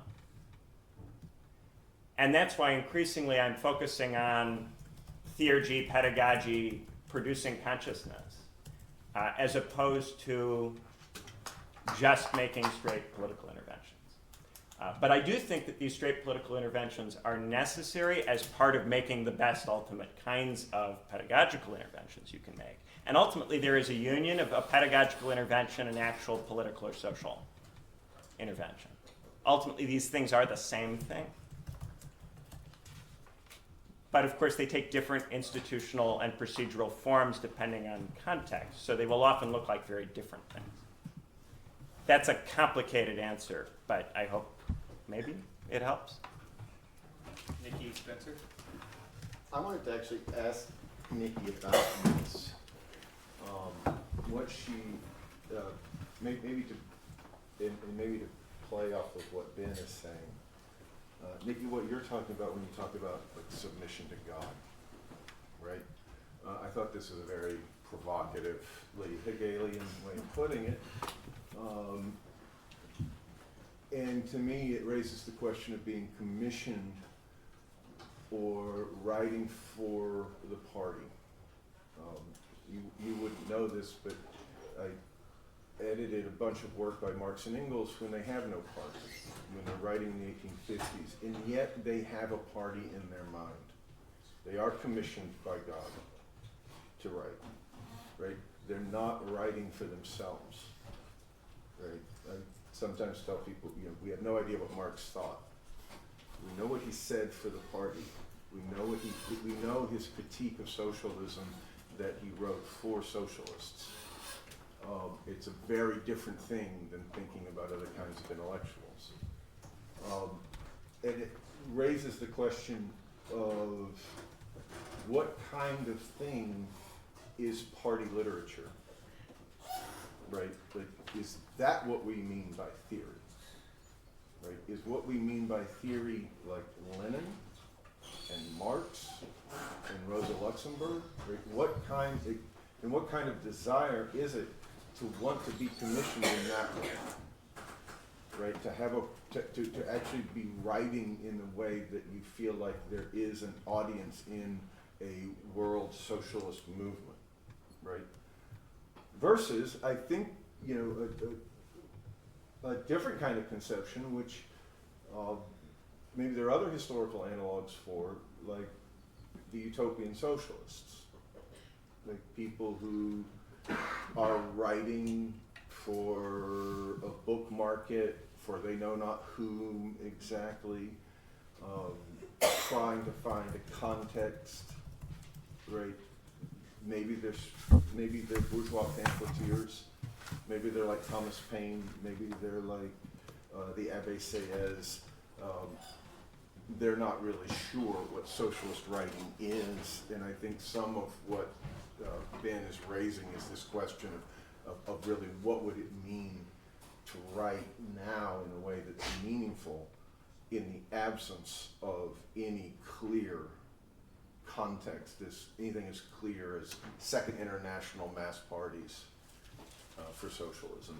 So I guess I'm wondering, what you meant when you were speaking, and do you accept that kind of characterization of what you meant by like submission to God, or the invocation of that kind of language that you had of like authority, or did you have something else in mind? Yeah, no, that's honestly an awesome question. I really appreciate it a lot. I'm trying to figure out the best way to answer it, but I feel like the evocation of that idea of like that submission or to God is the point in itself. Like it doesn't, and then that is a transformative moment in itself that actually brings forward the next thing. And that's in a very pure metaphysical sense. Like that's how it operates. And it doesn't have to be specifically, in deference to exactly what was written in theory in terms of the orthodox literature, right? So one of my biggest criticisms that I have when I go on, spaces or I talk about Marxism and the issues with Marxism today in theory is that a lot of people, sometimes I'll throw Trotskyists under the bus and I'll say that a lot of Trotskyists and a lot of Marxists are word cells. What does a word cell mean? It's a word incel, right? They're trapped.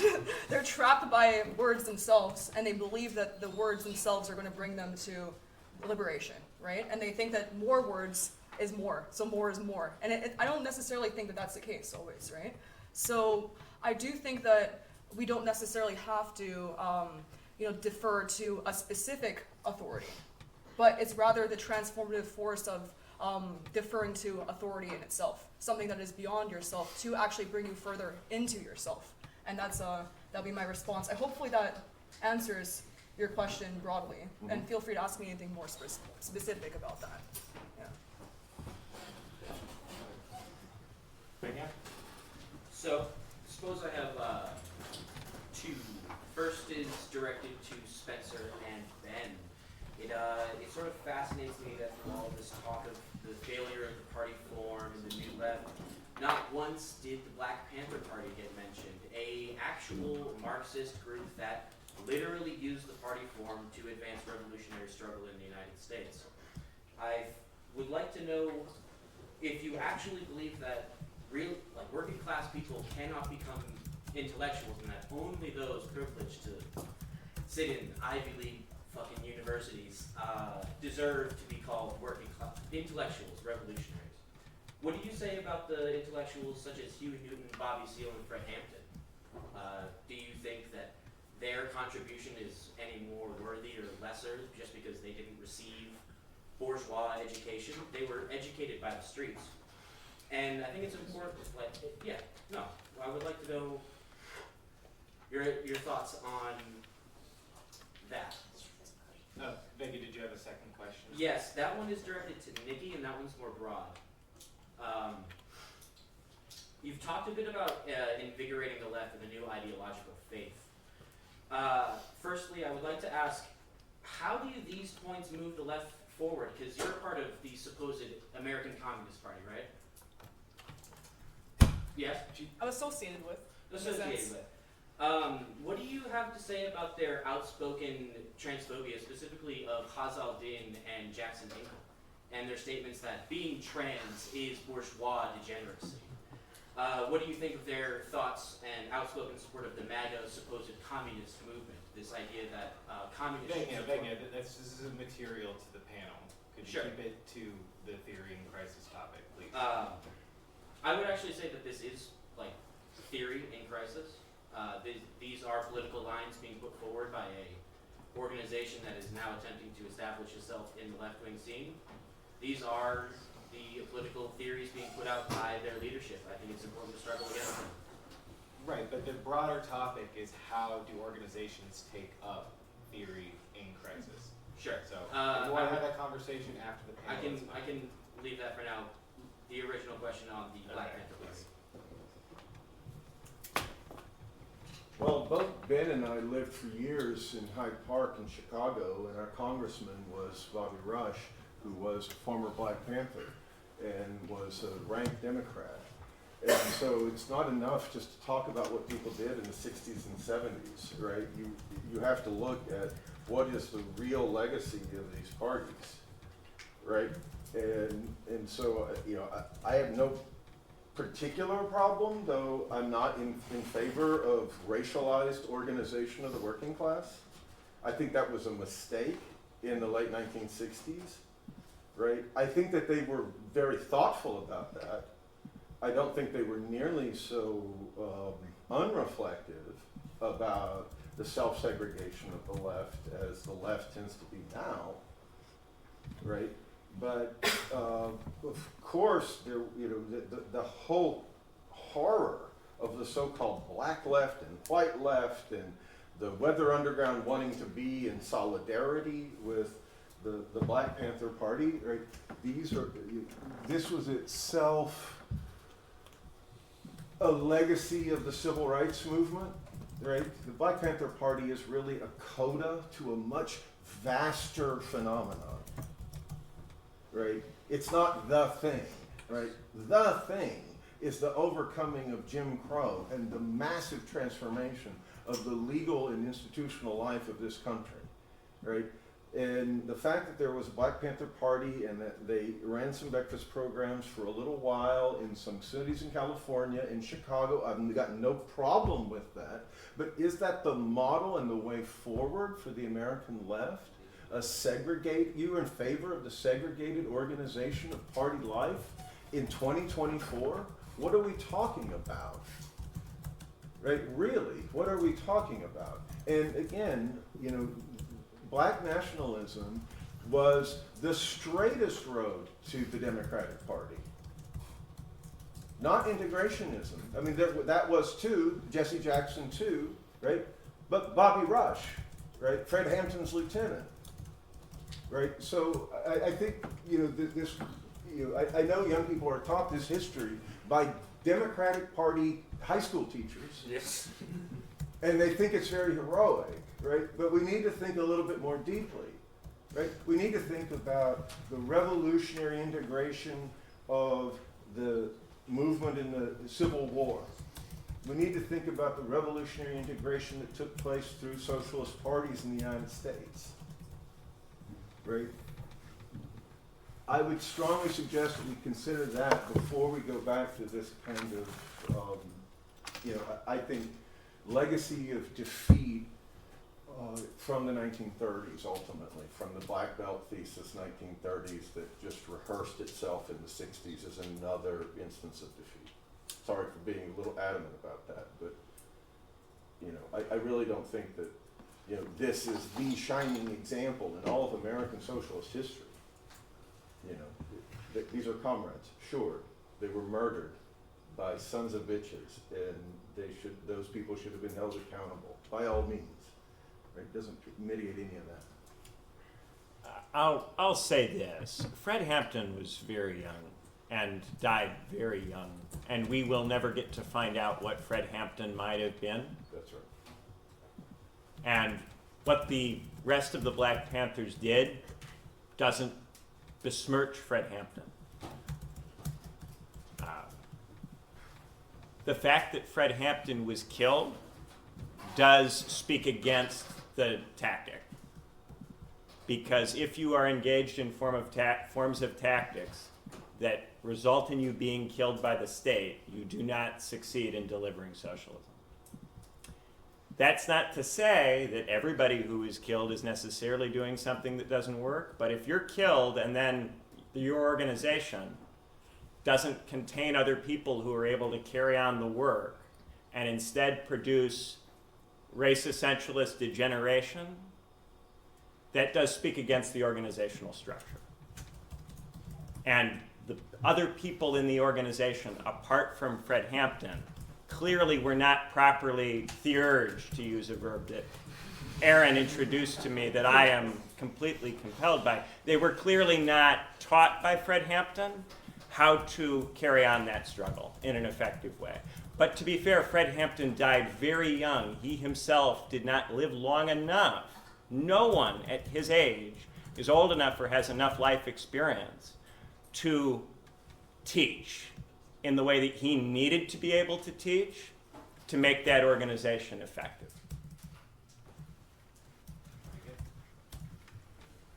Aaron? Yeah, I want to ask a question to everyone.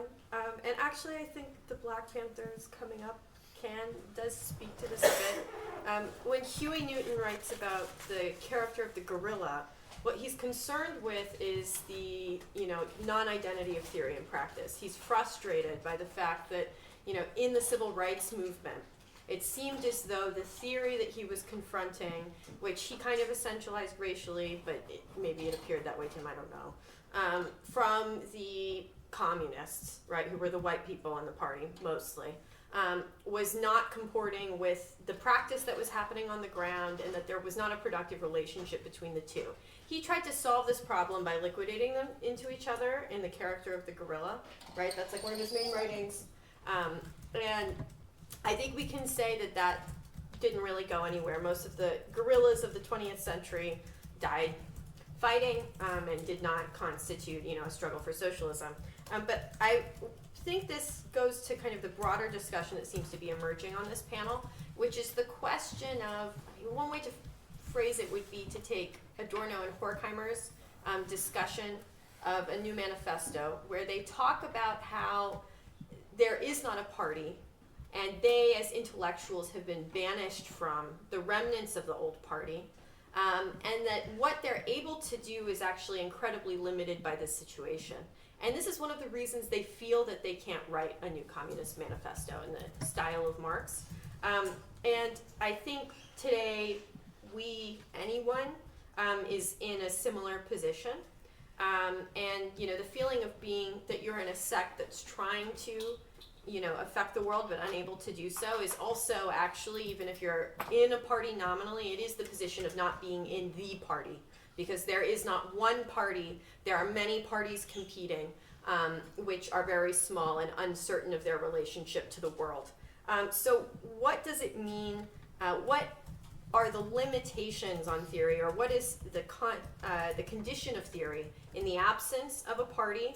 And what was the party? How did the party condition theory? What might we want to, if we want to, Nikki, you brought up this idea of returning to the party. If we want to retrieve the party, what is it about the party that we want to retrieve and recover, and what would that mean? And I think the conversation would benefit from a discussion of, the kind of Kautskian party model of bringing together the intellectual and the working class, and what that was about. What was the purpose of that? What was the point of that? And how do we evaluate that kind of history of the party, right, from our standpoint today? Who first? Nikki? All right, sure, I can go first. So I guess the question was just what's the purpose of the party and how we can kind of retrieve that that useful element from the party. Right? And what's the condition? What conditions do we face doing theory in the absence of the party, right? If we want to think about it negatively, what are we unable to do, or how are we unable to transform, right, our thinking and these sorts of things because of the absence of the party? So what I really appreciated from what Benjamin said actually in response to my opening statement was my emphasis on the value of the institution. So I talk negatively sometimes about academia and institutional academia and the limitations within institutional academia. And I think the problems of institutional academia come when you put too much emphasis on the power of academia itself to bring these beautiful ideas, or cultivate this beautiful soul, this perfect idea, and then you go into the world and then you try to fix it just based on creating the perfect theory, right? But there's kind of an irony in that, because the power of the institution actually can also bring forward good things in itself too. So what do I mean by that? What do I mean by the institution, right, or the party? I think that the party is a form, like a structure, right, that actually will guide us and push us in a specific direction. And when you take away the institution, whether it be academia or the party, it leads us to go in a lot of chaotic directions, right? And even if the focus of a party or the party line is not perfect, sometimes it's better to focus and go with the party line rather than trying to come up and constantly debate and trying to find the perfect line and never choose to do anything at all, right? Because actually through action itself, through practice itself, that is what actually brings forward the next question to be answered. And when you're constantly stuck in discourse, like the loop of discourse, you cannot really do anything that is really necessary, right? So the party and the institution of the party creates this form, this kind of structure that we can follow, and because we follow that structure, then it leads to the next questions to be asked and answered. So I guess what's the purpose of the party, or what we can do with that? I just think that it's important to sometimes defer ourselves, or even sometimes trying to logically understand everything around us, right, to the party, and to just so we can do something, right? Because I think the trap that a lot of us fall within, and what I fell within when I was in academia and university, was that I was always just fighting with myself to try to find the perfect ideas or the perfect theory or the perfect philosophy, and I drove myself crazy over it, because I was like, oh my god, there's so much information, how can I understand everything? I don't know what to do, and then I became nihilistic and just afraid of the world, right? So I think the point of the party is that, you know, we can understand the limitations of it. The party line might not be 100% correct, but it's important to have that structure, right? And I know that might be a simple answer, but I think that that's like the thing that we're missing a lot of times, you know, coming from academia, going into the world, trying to organize. Can I just add one question? Yeah, go for it. Which is, you know, but don't those debates come back even when you submit yourself to the party? Namely, aren't there a plurality of parties then that end up representing different programs or lines, right? Isn't it a problem, like you're associated with a party today, isn't it an issue that there isn't one party that's actually capable of holding those debates as a whole, right? And so even though you think you've overcome those debates through a specific sect party, actually isn't there like this multiplicity of sects? Yeah. Aren't those debates still there? And, you know, what do you think about that condition, just as somebody who is in a party and trying to think about these sorts of things? Absolutely. And this kind of goes back to some things that I was saying in my opening statement, specifically in relation to the fact that, like, there's not going to be one party that, like, encapsulates, like, everything at all times, right?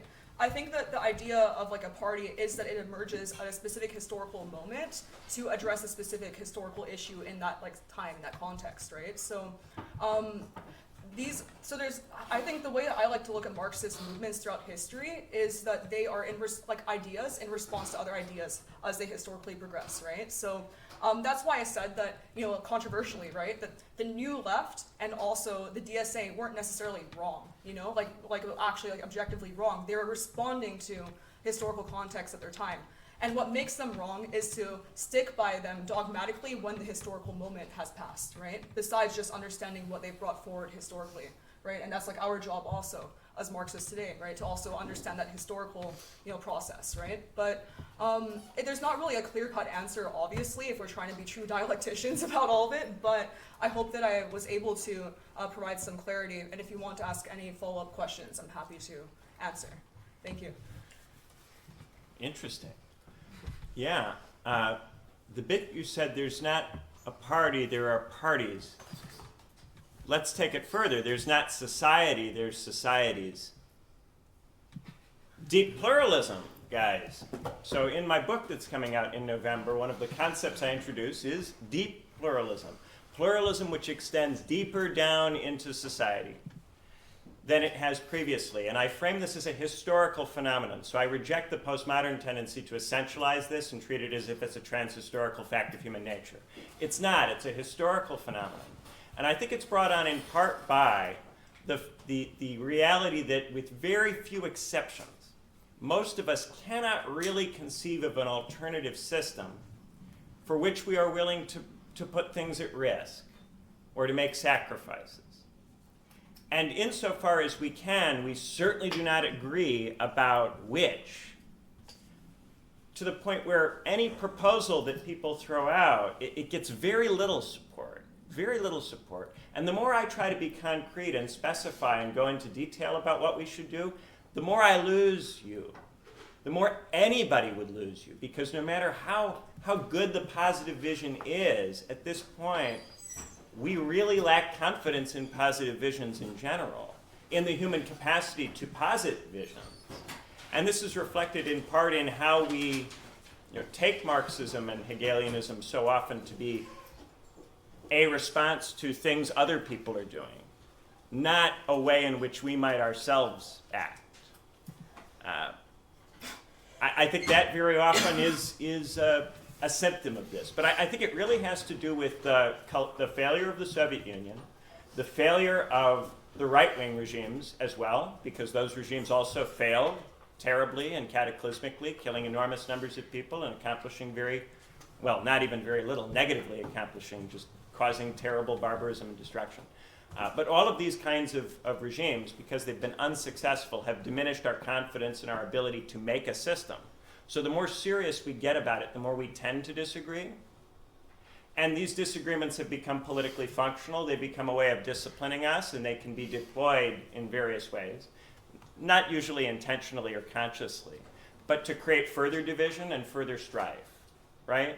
So if you don't have the right line on all of these culture war issues, which of course everyone disagrees about, then you're not okay, you're not allowed to talk, you're not progressive, you can't be in the space. If you don't have the right side on all the foreign policy issues, you're not progressive, you can't talk, you can't be in the space. This way of thinking pretends that there's a consensus about all of this, but of course there isn't. There isn't actually, and what happens is that when you drive people out with that kind of language, they run off and go do their own thing somewhere else with other people. Often right-wing people, by the way. And that is a symptom, I think, of this deep pluralism. And the danger is that this could be the fractious multitude. This could be something Hobbesian. You can get back to the fractious multitude. You can create a fractious multitude if you attack society tyrannically for a long period of time. And one of the contentions, I think, of Platypus is that something like this has been going on, that it has its roots in the Bonapartist state, or perhaps in the New Deal, or perhaps the New Deal is an instance of the Bonapartist state. I mean, we could go into great detail about this. But I think it really is a contention that a process of barbaration is ongoing, which is breaking down society and diminishing the capacities of subjects to be sociable, which is why I am increasingly saying that our political and social praxis has to be, and I think always at every point needed to be, but now more than ever, oriented toward regenerating those capacities in people, which is a project of Bildung. And that's why I've been talking about actually making people as opposed to some of these other things that perhaps I would have talked about if I felt like we were doing better. Spencer, do you have anything to add? I certainly want to endorse Ben's comments to the effect that there's a lot of false consensus and that it manifests itself in very ugly ways when you violate it and you're alerted to its presence, to the consensus that is not debated. And this is all over the left, that we all know what it is to be leftists, which is really about a body of thought taboos and dogmas, right, that can't be questioned. And it's something that's lost, it's something that's lost without sectarian organizations. Sectarian organizations at least can clarify what is it that you have to agree upon to be a member of this sectarian organization. A lot of what we're dealing with is just sort of, it's really like the wider, intensely anti-working class cancel culture operating in society as a whole, just being reproduced in leftist spaces. I wanted to raise a couple of sort of examples and way of thinking about, obviously, well, Aaron raised this question of the Frankfurt School because they're very explicit about it, right? Horkheimer says it's not possible to be a Marxist intellectual inside the party in the late 20s, and it's not possible to be a Marxist intellectual outside the party, right? And this is a problem that we've continually faced. Right? So we have all of these sort of fudging and hybrid forms, like I raised Louis Althusser. Louis Althusser was a member of the Communist Party of France. But is his writing as a member of the Communist Party of France? Or is his writing a critique of the Communist Party of France? Or what? Right? Or you could take Maoism, perhaps the greatest Maoist theoretician of the second half of the 20th century, Charles Bettelheim in France. But he's writing as a professor as well, right? I mean, if you want to read the Maoist account of the capitalist, the reintroduction of capitalism in the Soviet Union, better than Nikolaus is Charles Bettelheim. It's in 3 volumes. It's a very elaborate argument. It's more elaborate than any Maoist elaborated in China, as the Chinese Maoists themselves said. What are the forms like the monthly review? People used to be clearer. The monthly review is a Stalinist publication or it's a Maoist publication. It's like the Guardian. Who was Sweezy? Who were the people who founded it? right? What was the New Left review? Right, now I guess you can get promoted on the basis of being published in these places. Are they quasi-academic? Like, what are these things, right? And we're going to have the third generation of editors. So,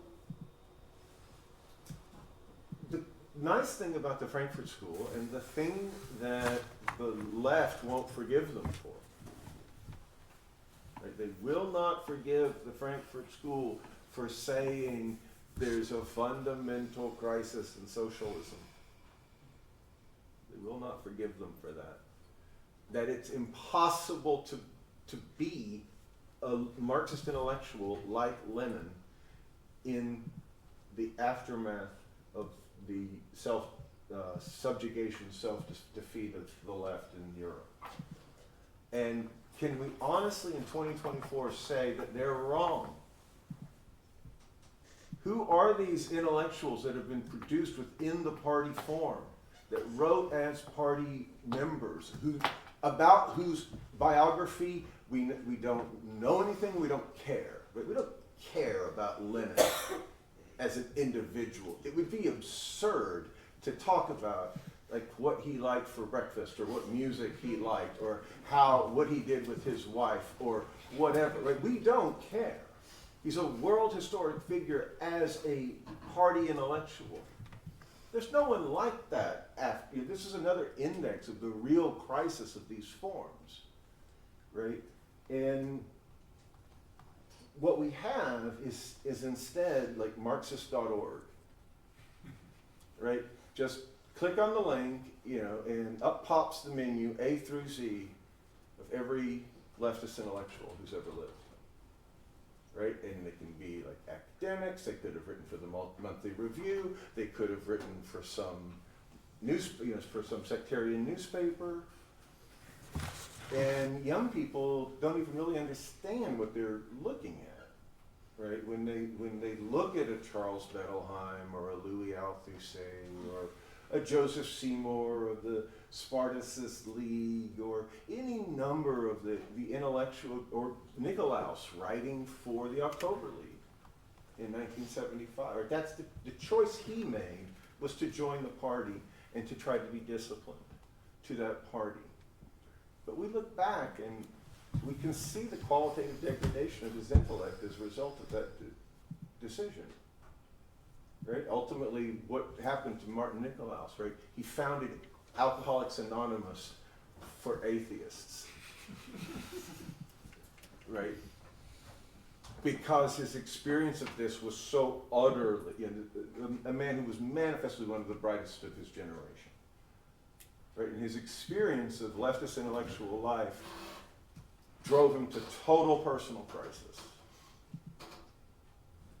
Right? So I think that when we look at this and we ask like theory, and I think the default notion is what these stupid university professors say. Right? I'm going to give you a book on theory, right? And here it is, fresh from Verso, or fresh from whatever press. We're facing a period of historical oblivion, even with respect to the academicization of the New Left and where Verso Press comes from and what the older titles were, et cetera. And I just to bitch one more time about this. And the ultimate example of this is Karl Marx's Das Kapital, published by Princeton University Press, and it being celebrated by Jacobin. Right? This is a scandal. Right? It's an absolute scandal what's happening to our legacy that's rendering the words of Karl Marx, it's scrambling them in relation to the whole history of Marxism. Right? We're just going to, as arbitrary professors, change the translations of all the categories of Marxism because, we think somehow it doesn't make sense anymore. I mean, obviously it doesn't make sense with these translators anymore. But there's a total lack of self-awareness about the disintegration of the conditions of possibility for understanding what Marxism ever was. And instead it's celebrated and affirmed. Sorry. Let's get a couple more questions. Divya, you had one, didn't you? Yeah, I did. My question is about recovering Marx. I think, Spencer, your talk was about that. And Ben, I feel like you approached it more in terms of theory. And so I'm wondering, to you first, Ben, if you think it's even possible to recover Marx. Because you talk much more about Stalinism, and I'm wondering if the objective reality of Stalinism just makes Marx and Marxism something that has missed its moment, something that has failed definitively, and therefore is unrecoverable. So is a recovery of Marx even desirable, is what I'm asking you. And then for Spencer, really, is it possible? And I guess this is more of a comment than a question, really, because I was just thinking, instead of Nicolaus and Pistone, we have, this PC version of Capital with the foreword by Wendy Brown. And if that's what a recovery of Marx looks like, then I don't think we need to come up with those new institutions then to create the conditions of possibility for that. I mean, why bother, And so then, is it possible at all, is what I was thinking, wondering. Yeah, so particular readings can potentially be no longer politically tractable, but I generally take the view that Marxism is like Platonism, in the sense that you have a very interesting thinker who initiates a body of thought. Many people read that body of thought. Some of them are higher instantiations in the tradition. They have readings that are more interesting and more appropriate to their context and more helpful. Others are lower instantiations. They dogmatize it, they read it badly, right? Part of what we need to do is keep open space for a plurality of readings, so that we can, over time, read things in new and different ways. At the same time, the historian's task of trying to read text immanently with an awareness of what it meant in the context to the people who were reading it is also important and worthy of maintenance and preservation. These are different kinds of theory tasks, right? One would be a historical task about reading somebody immanently. Another would be a task of trying to come up with tractable readings that have value. So some of these new readings of Marx, if they were tractable and had value, would be defensible on that basis. I think the problem is not just that they are not faithful to the historical Marx, but for Spencer, they are not tractable and do not have value as a reinterpretation to serve a new moment. We always have the right to reinterpret theorists to serve new moments, as long as we can remember the distinction between doing that and doing a historical project. It's necessary to be able to do both of these things, and maybe not to the same level. I might go, well, I'm not as much of a this kind of theorist as I am a that kind of theorist. Some people lean more in a direction of history, some people lean more in a direction of reappropriation. But to be self-conscious about what you're doing and how you're using a text, how you're deploying it, and why is, I think, very critical. And that's why one of the rules of thumb when you start a book is to say why you're doing this and what it is you're doing, and to acknowledge the things you're not doing that won't be done well in that book. And maybe to cite people who do those things better than you do them, or create conversations about those things that are better than you're going to be able to create, to point people who are interested in those other aspects of the tradition and in those other possibilities to those other works. That would be my point there. In terms of just recovering Marxism and Marxism itself, I think this idea of the self-overcoming of labor remains a relevant idea as long as people are caught in labor. There's something there that can be returned to perennially as long as we're caught in labor, and developed and applied in different ways to different situations and contexts. I think that's a very powerful idea as long as labor is taking place. But we may come into conditions where it's harder for us to apprehend that idea, because the kind of change that capitalism created might slow down or dissipate or become polyvalent in a way that makes it harder for us to apprehend. And I think that's one of the things that's happened. It's become more confusing. The kind of change that capitalism makes is in some ways very slow, in other ways still quick if you talk to certain computer scientists, right? But in many other ways slower, in some ways socially faster. It's become very nebulous. It's not the same kind of straightforward change. It's harder to do good theory now because the change is weirder and more difficult to describe than it used to be. But we struggle even to get to the point of litigating that, unfortunately. I mean, I'd be interested to hear what Nikki says about this. It seems to me, I'll say a few things, and hopefully you'll be able to pick something out of it that makes sense to you. But it seems to me that since, I just bitched about Jacobin, and I think that project is dead. But they were remarkable as an index of generational self-awareness when they came out, right?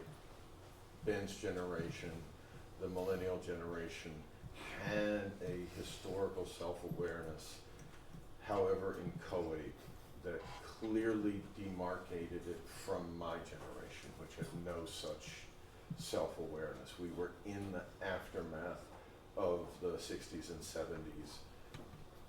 The academic left, that looked like something that could carry on. Certainly we produced no fundamental journals or crisis in the, self-awareness or crisis in the left in the 80s and 90s. That came in the 2000 zeros.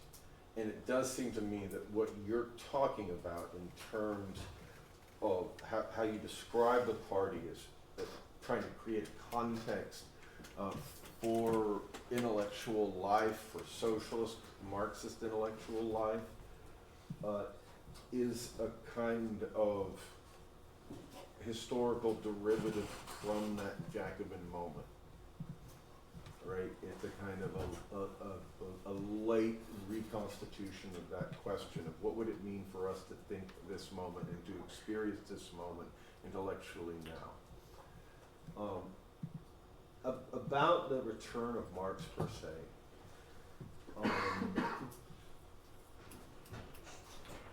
I was setting up three moments, right? There's the return of Marx within the history of Marxism, constituting the question of orthodoxy versus revisionism. And arguably, I think the orthodox understanding of that split is that it's through the return to orthodoxy that Marxism advances. There's a curious, and again, I pointed out that this relates to the Marxian dialectic, that there's an advance through return dynamic, both in world history in 1917, 1905, 1917, as returns to 1848 and advances upon 1848 in the sense that they're understood as mere repetitions of 1848, right?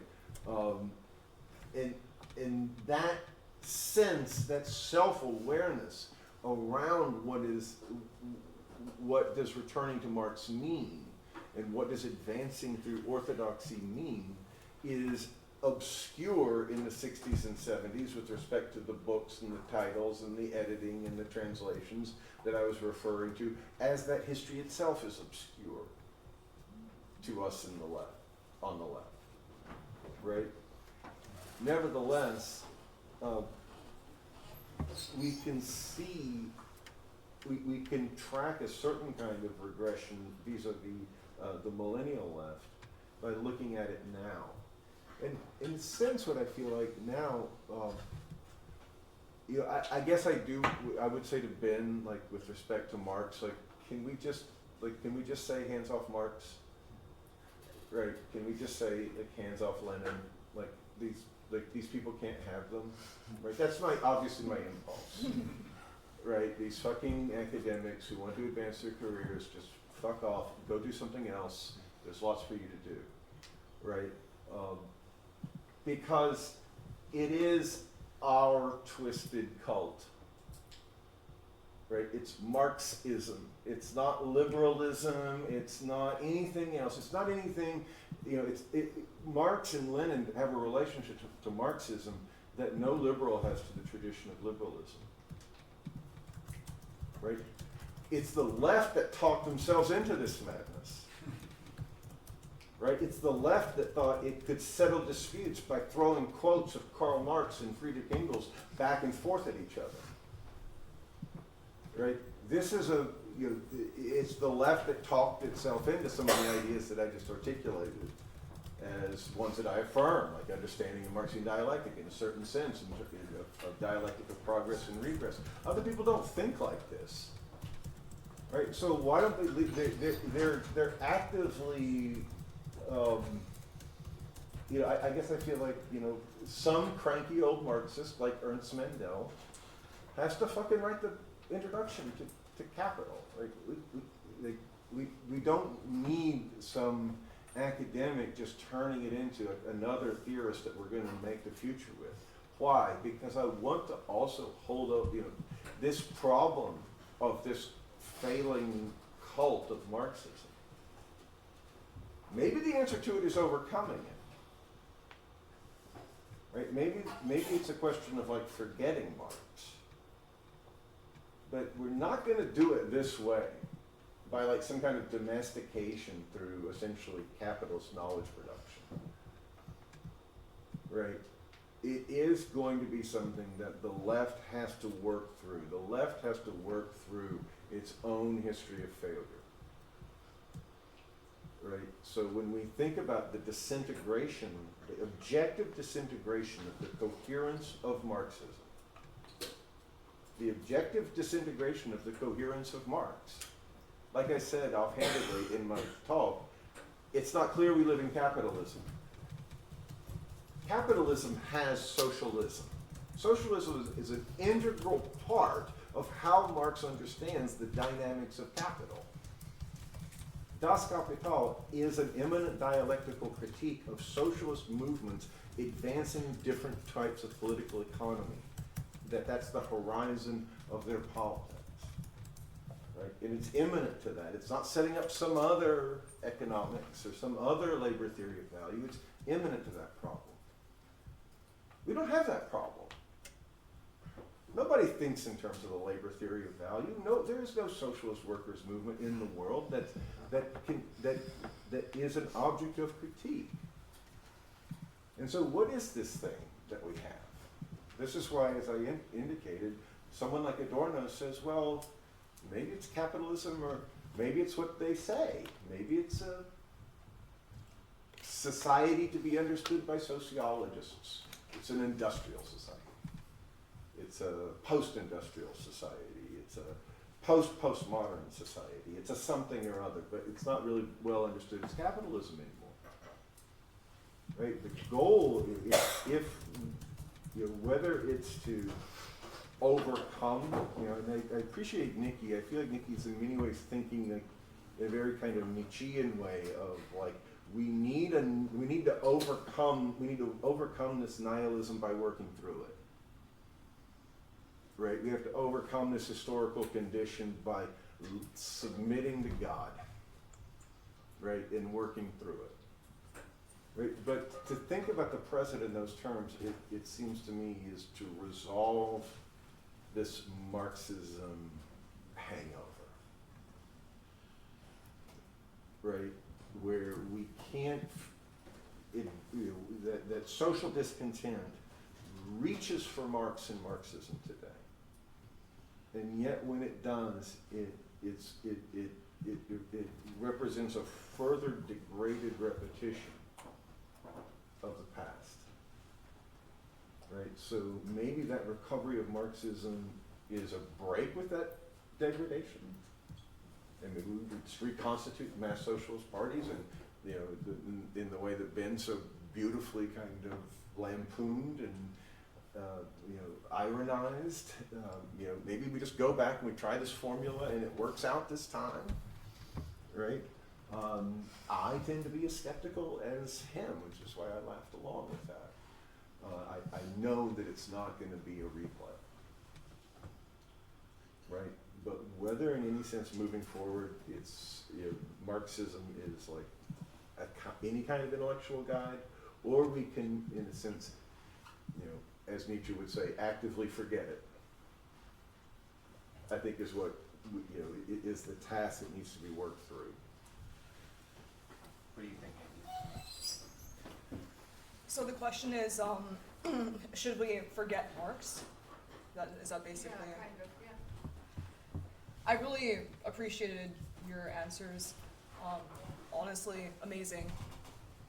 It's a hard question, right? Because for me, I'm somebody that believes that just merely retreating to an orthodox reading of Marx is not enough, and it actually gets us trapped in, you know, almost like, I don't know, I wouldn't say like two Marxist like terms, but it gets us trapped in something that doesn't exist anymore, right? So the answer has never been to merely return to Marx and get the best understanding, the best reading, the closest reading of Marx as what he wrote on the book to the letter, right?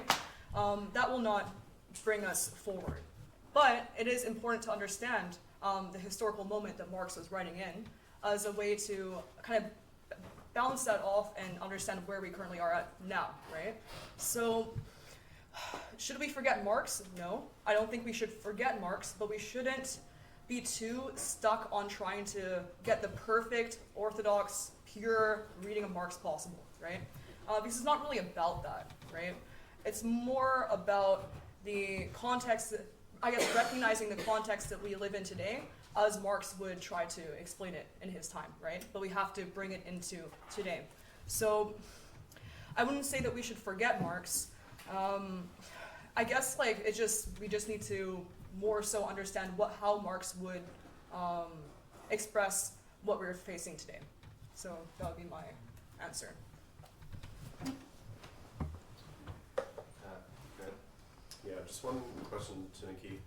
You kind of talked about, if I got you correctly, that you think we should have less individualism or less of a focus on individual theory and more of a focus on, I would say, like the big other in some form or entity, party, institution, organization.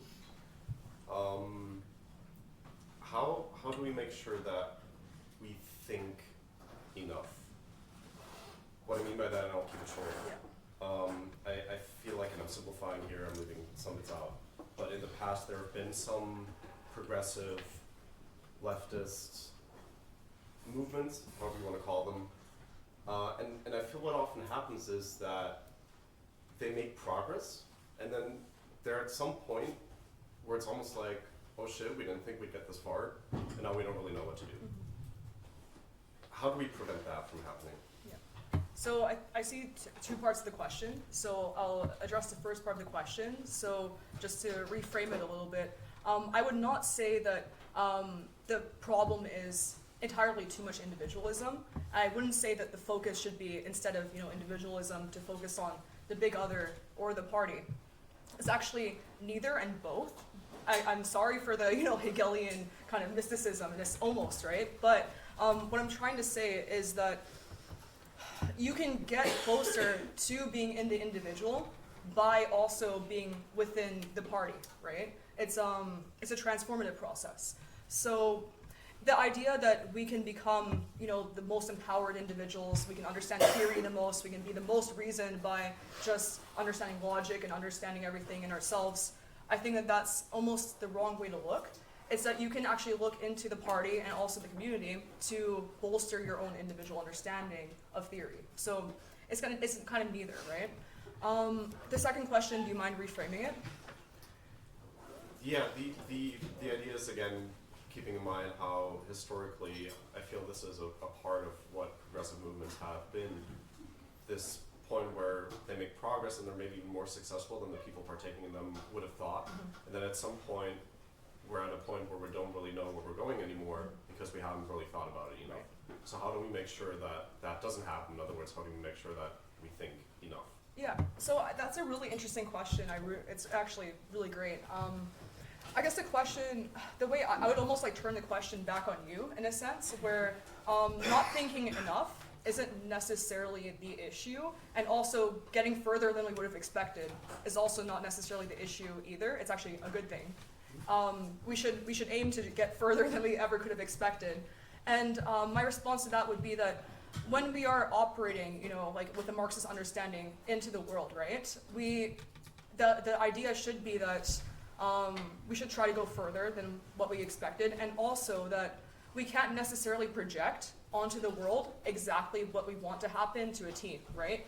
There's obviously going to be, you know, historical processes that we're not consciously aware of, right? Because we can't have it fully, you know, a full understanding of everything around us at all times, especially in the information age and the internet age where we're constantly bombarded by information, right? So I guess the idea is more that it's not the emphasis that we should like try to, you know, as Marxists or as a party, try to project onto the world exactly like X, Y, and Z, this needs to happen, and then this needs to happen, and this needs to happen.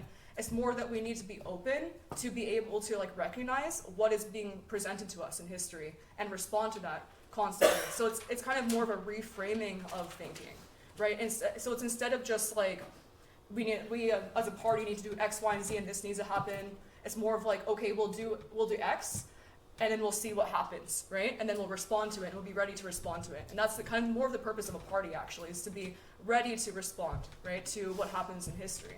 And in terms of kind of being able to focus on our thinking, that's kind of, it's more framing our thinking in that kind of way. Hopefully that answers your question. Prudence. Generating prudence in people. Very good. Any other questions? Okay, so maybe this can bring it back a little bit to the capital mobility question, right? The question that you raised earlier in your opening remarks about attempting to sort of theorize the present moment in terms of the problem of capital mobility, which Spencer put some pressure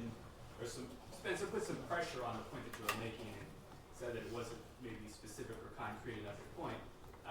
And so I do have an example of attempting to theorize that. A professor I worked with, Steve McKay, who did a sociological study of export processing zones in the Philippines.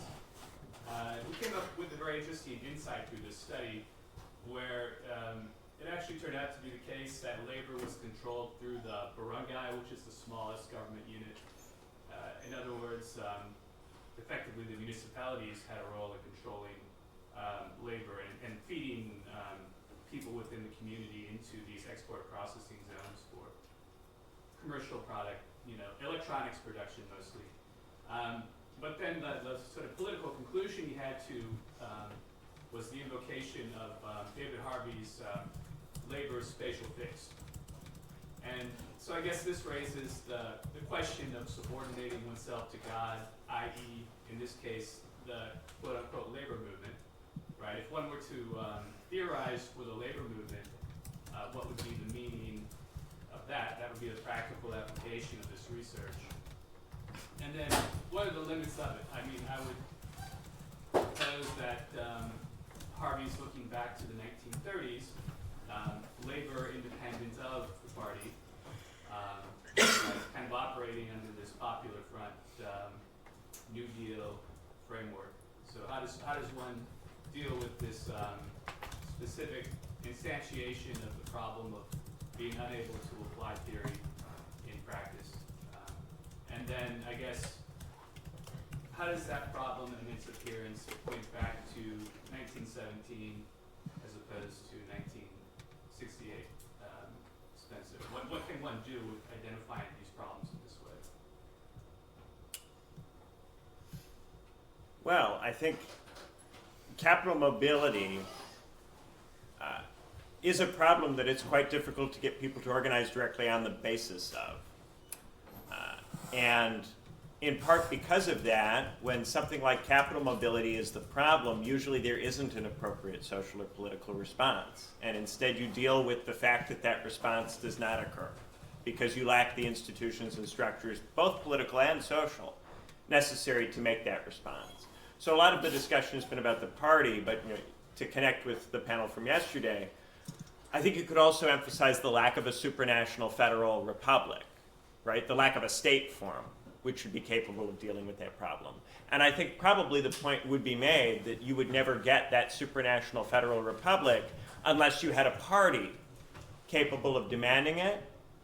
But part of the trouble is that no party is interested in demanding anything like that, because the concerns of ordinary people, their focal points, have been made local. There's a term in the federalism literature called glocalization, which is the tendency for people in response to irreducibly global problems to look for things nearby in their immediate environment that they can do, and to become skeptical of solutions that are larger scale. This, I think, is an enormous problem. It's, but it's also something that it's not a question of being stupid. I mean, me and saying maybe we need some kind of new pedagogical alternative to the university, well, ultimately all that could be would be something small scale at first, me and some people I know, using the internet to bring in money, and then maybe we create some opportunities for people.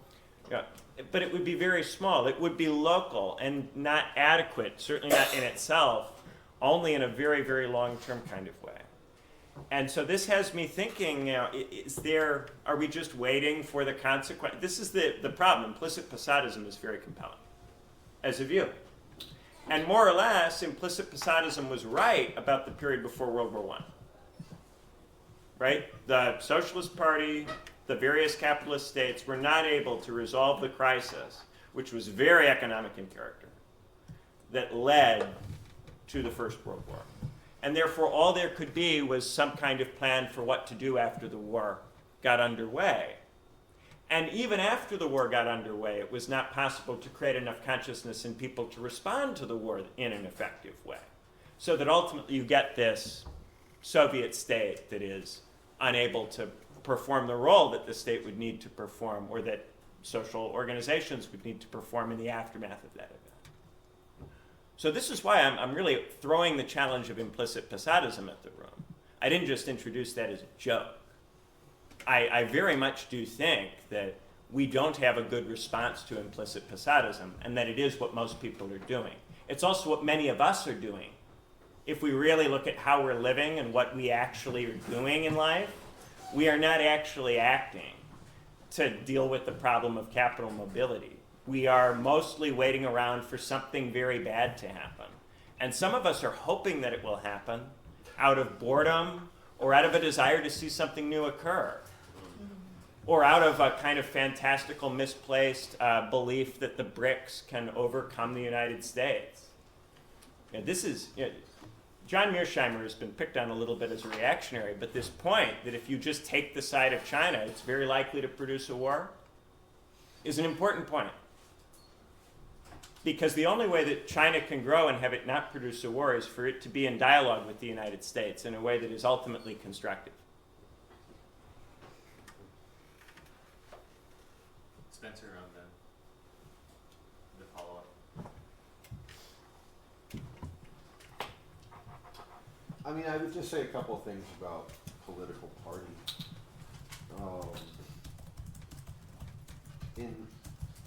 What does it mean to say that political parties historically, because we are speaking historically, allowed for people to act or allowed for people to respond to their time or their circumstance? Like, what are we talking about exactly? I think sometimes people imagine that socialist parties were like field generals, and they were like distributing troops on the battlefield in the war against capital. And this, I think, is mistaken. I think that the working class had a number of political forms, and that we have to think about the totality of the political forms constituted by the working class, both in the long run in their sort of decade by decade struggle, and the ones that were thrown up in the course of revolution, like the Soviets in 1905 and in 1917. There were many, many agencies of revolutionary action through which the will to socialist revolution manifest in history. And the role of the party in enabling revolution or enabling action is a question of subjectivity. It's a question of what Lenin called the subjective factor in the revolution, right? Which also raises the question of critique, right? That the self-consciousness of socialism was a critique of socialism. That was the role of Marxism. What happened? We lost the banner. Buster! And so, I think that question, just leave it. Just leave it, just let it be. Flag is followed. So when I think about, organizing today, obviously, how we're going to do that socialists have organized in many ways in the past, in terms of the formal architecture of their movements and how they relate to capitalist states, and what the international geopolitical order of capitalist states looks like today is very different from the past. So, for instance, there were no passports when socialism was organized in the Second International, right? There was a much freer flow of labor. Maybe we're coming back to something like that. I don't know. In terms of the so-called open border, right? What that means, is there going to be a freer flow, and is the passport regime going to be more like a labor problem, right? In other words, of workers amongst us who are undocumented, who are more readily policed, who are more readily exploitable, right? That they're permanently here. Is there going to be a legalization of that? Are we going to have a legalization of a kind of guest worker program? Is it going to be formalized, or is it going to be informal the way it is today? What kind of, what does that mean for how socialist internationalism is going to manifest itself today? Certainly in the past, we should not underestimate the mobility of labor, right? Even prior to airplanes, even prior to our forms of transportation, there was a vast circulation of labor in capital.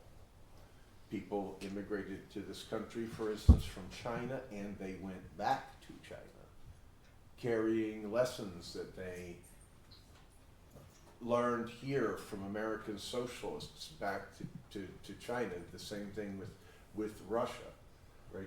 It wasn't just that people immigrated here and stayed, they went back. And we're going to see a lot more of that. I think we're going to see a lot of the current immigrants that we see now, all of which is grounds for speculation about what kind of political movement we would have. I mean, Ben raised the issue of a national federal republic. I would say that the precondition of that is, it's not that it would be demanded by socialism, but it would emerge as a response to an international socialist movement, right? If we wanted to see a vast transformation in the structure of the world state, right, the thing that would bring that about fundamentally would be a Bonapartist world state responding to instituting reforms with, in response to an international movement that we don't, again, it might look a lot more political than in the past. I agree with what Ben is saying. It might not at all emerge from like factories sort of pre-producing organizable environments. It might be, it might have elements of a lot of what people have said over the past quarter century in a kind of sociologistic voice, whatever they mean by rhizomatic or whatever, right? But yeah, it might be more like that in terms of it might be flowing through, the internet in certain ways and politics in certain ways that are new. And I just would say this. Crucial, and I would say this, in the past, the emergence of the socialist workers movement in all of its forms was accompanied by socialism. There were socialists before the working class, as much as the working class existed before socialism. When we look at Saint-Simon, when we look at Fourier, when we look at Proudhon, amongst a bunch of artisans in Paris, even when we look at Karl Marx, right, they are helping to bring socialism into being. That subjective factor was a material force, if you want to put it in those terms. Right? And the question that, I think working through this Marxism question, this Marxism problem in the 21st century presents is, can we bring about an intellectual life that helps to foster the development of a new politics, like, especially for this room, right? And I can entirely agree with Ben that, like, what are we talking about? We're talking about the prospect of maybe 10 young people in this room becoming intellectuals on the left for life, right? How do we do that, right? Like, what an accomplishment would that be, right? Like that sort of thing would, I would gladly feel like, okay, I lived life to some purpose, right? If I educated 10 people, right?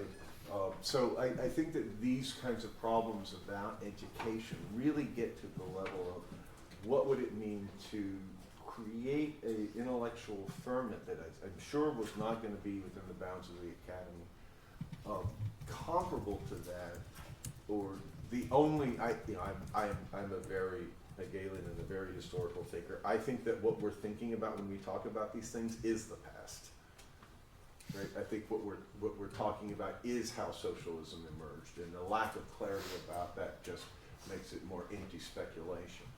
So what would the reemergence of socialism in the 21st century on the models of its emergence in the 19th look like? I think is the question that I hear Ben addressing by talking about education. Thank you. Nikki, do you have anything to add? Not for this one. All right, so we're going to make this the last question, and then if the panelists could give their closing remarks as part of this. And Spencer, since you were so heavy on the introduction, could you keep it particularly terse? Sure. So I think something that's emerged on this panel is actually that all three panelists are discontented with the academy, and I think that we need to kind of consciously actually address this question. The academy is developed in a certain sense by the bourgeois revolution and the Enlightenment, right? Science, all these sorts of things. And its crisis goes back to the crisis of the bourgeois revolution. Louis Bonaparte, Napoleon III established a new academy in France, for instance. The New Deal established a new form of the academy in the US, right? Many people have written about this. And there's a desire here to have knowledge that is capable of being adequate to the world as it changes around us, or to capitalism as it changes around us. And in fact, that is the desiderata of those refoundations of the academy. And capitalism has, and we can say now maybe it even is considering, like this is, obviously politicized in our own lives right now. In this election, maybe not to the extent that other things are, but it is, even in American politics, this is an issue. There is a desire actually to have an academy or a form of knowledge or an institution for thought, which is up to date with the transformation of capital. Capitalism is spontaneously producing that in society. And so then I think we have to ask a further question to specify that, which is what would it mean to be socialist? And is socialism going to be the updated form of knowledge for the transformation of capital, adequate to the transformation of capital? Or how is it other than that? As in, how is it other than the academy? And why is it that we think, this conversation basically did become kind of like discontent with the academy conversation.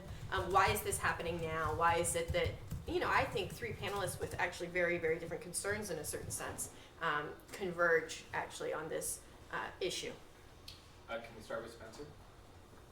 Sure. I mean, obviously this institution where we're sitting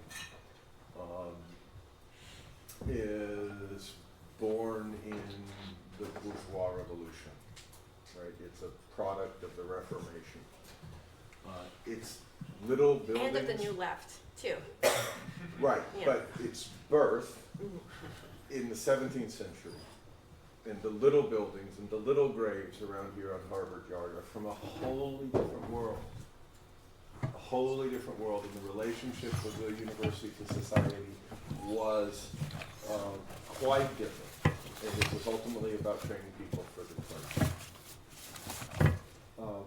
I graduated from a university that was the product of the high bourgeois revolution, Thomas Jefferson's University of Virginia, where he wanted to produce a kind of priest of bourgeois society, a kind of scientific caste, a natural aristocracy. But Harvard, the University of Virginia, all of these universities are the product of Louis Bonaparte now, right? They're all remodeled on they're really remodeled on the basis of the Bismarckian university system of the late 19th century. This was self-consciously the case at the University of Chicago, where I went for graduate school. It's really self-consciously the case everywhere. Even Oxford and Cambridge, which are probably the least self-aware of these things, that still imagine themselves to be some kind of early modern institution, God bless them. The role of the university, I think, is what we're really talking about is a much wider crisis of education. I don't think the university is that important really it's certainly not as important historically for socialism. Maybe it was important for Marx to be rejected for a job. God bless the universities for not hiring Karl Marx. When he finished his degree, they alerted him to the fact that something had changed, that he wasn't going to stand in Hegel's shoes that way. There's never been a Marxist university professor. It's an absurd notion, really. There's a kind of aftermath of the New Left, people who once had a political project going into retreat in the universities. That's about it. The wider question to me is the crisis of literacy, the crisis of education, and how that relates to the crisis of socialism. Because I think the route by which people might become socialist intellectuals, I'm not exactly complaining up here about the university. I've just been trying to say that it's a constitutive problem with the millennials. I think the millennials have always known that they weren't going to be university professors. Very few of them are. The intellectuals amongst them. And the ones that are failed professors, right? Their academic careers are largely failures. No criticism applied. So I think that we really are talking about is the sort of thing that Ben was saying. Socialist newspapers, socialist organizations, scholarships, other environments, right? They are just as much in crisis as the university system, right? I just let Ben's statement stand. I don't think the issue of the crisis of intellectual life is particularly concentrated in the universities. In fact, I think the only hope for the universities is for the reproduction of intellectual life elsewhere that would basically amount to a standing rebuke of what's become of the universities and could prompt some kind of reform there. You know, we as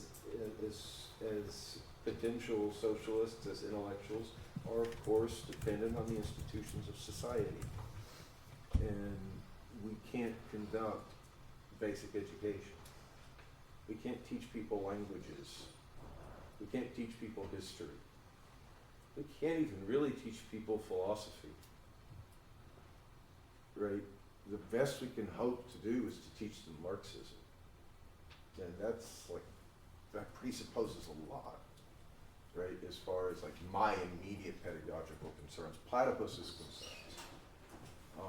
So I think that we're now seeing, God help us, what it looks like.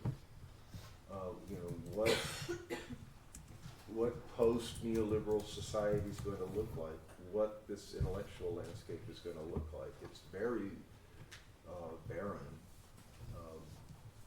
You know, an internet channel here, you know, a email group there, a, you know, I guess Telegram group, WhatsApp group, you know, there's WhatsApp University, as they say in India. Beyond that, I think, you know, the question is, where can the energies coming out of a dispirited millennial generation and young Zoomers be intersected now at the moment of, I think, the end of the crisis of neoliberalism, to spare them the misery of the fate of Martin Nicolaus, to spare them the misery of this neo-Stalinist road they seem intent upon taking, which, as I said, is going to inflict a qualitative degradation on them intellectually. You know, that setting aside the questions that you don't want to think about, setting aside the hard questions about the crisis of the left in the 20th century, that's not accepting the task of the present. That's not accepting, if you will, the demands of the Lord. Right? That's not accepting history. Right? That's not, in other words, you could be as right Hegelian as you want to be. We have to accept everything. Right? And that that everything is true. And at the heart of that is, you know, you're going to confront the disintegration in the truth of the present. Right? You're going to confront the regression in the truth of, in the present. And that's where, you know, in other words, the right Hegelian acceptance of all that there is and the affirmative attitude is going to provoke negativity. Right? And that can't be postponed or warded off. And so I think that that's really the question for you know, the viability of Platypus and other, shall we say, like-minded projects in the world in the 21st century is, you know, how can we allow for that recognition and preserve it in what I think is going to be a fairly dark period moving forward. You know, after this election, I think there's going to be a depoliticization. There is going to be a question of, you know, what's left. Mm-hmm. Excellent. Ben? Whew. All right, I'm going to try to go into my bag here.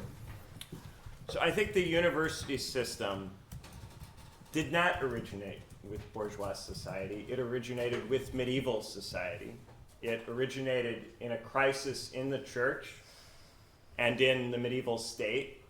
There was a need for these centralizing medieval states and this church that needed lots of good priests to produce more educated people than the monasteries with their one-to-one teaching and very small surpluses were capable of providing. And the university system initially came into being because kings and popes demanded that monks teach functionaries. So the monks invented university teaching, which was initially the medieval schoolhouse, attached oftentimes even physically to the monastery. They invented it to serve this purpose. And the university, universal, it's universal teaching, teaching for anybody. It doesn't matter what the condition of your soul is, you can hear the same lecture. And it doesn't matter how advanced the professor is in his thinking or development, he gives the same lecture. Everyone hears the same lecture, everyone gives the same lecture. And the lecture's safe for anyone, regardless of their level of development. Because it had to be for this much larger set of people, it wasn't possible to get to know people and really try to work on them to help them reach their potential. The university system, because it tried to scale up at a time when the surplus was very small, could only do it in this very imperfect way. In a similar kind of way, the New Deal project attempted to expand the university system, again, much, much more so than before. And to some extent in the bourgeois period this also occurred. But I think in recent history, the expansion of the universities in the 50s, 60s, 70s, and 80s, and even on to now, because the percentage of the American population with a university degree is still going up at a noticeable rate. This is still an ongoing process. This has required a very rapid expansion of what universities do.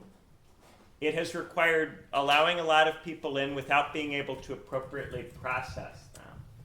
And one of the consequences of that, when you do it in a condition of insufficient abundance, is that the people who are in the university system, they want positions, they want security, they want to end up okay when they get through, and this begins to determine their behavior.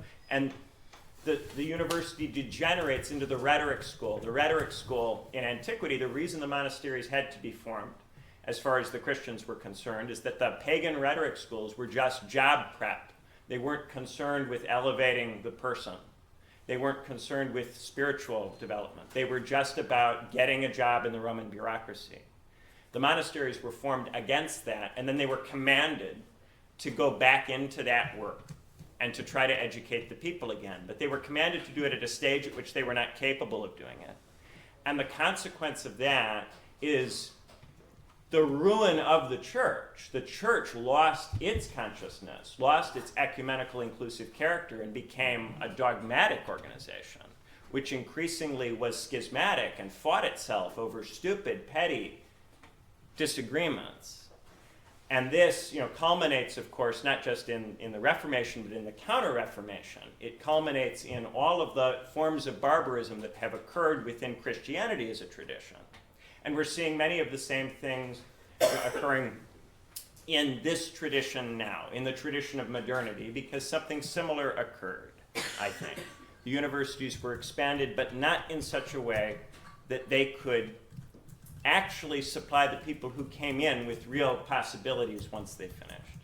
And this results in a university discourse that is set upon by necessity, continuously set upon by necessity, and the stress and anxiety of trying to meet that necessity.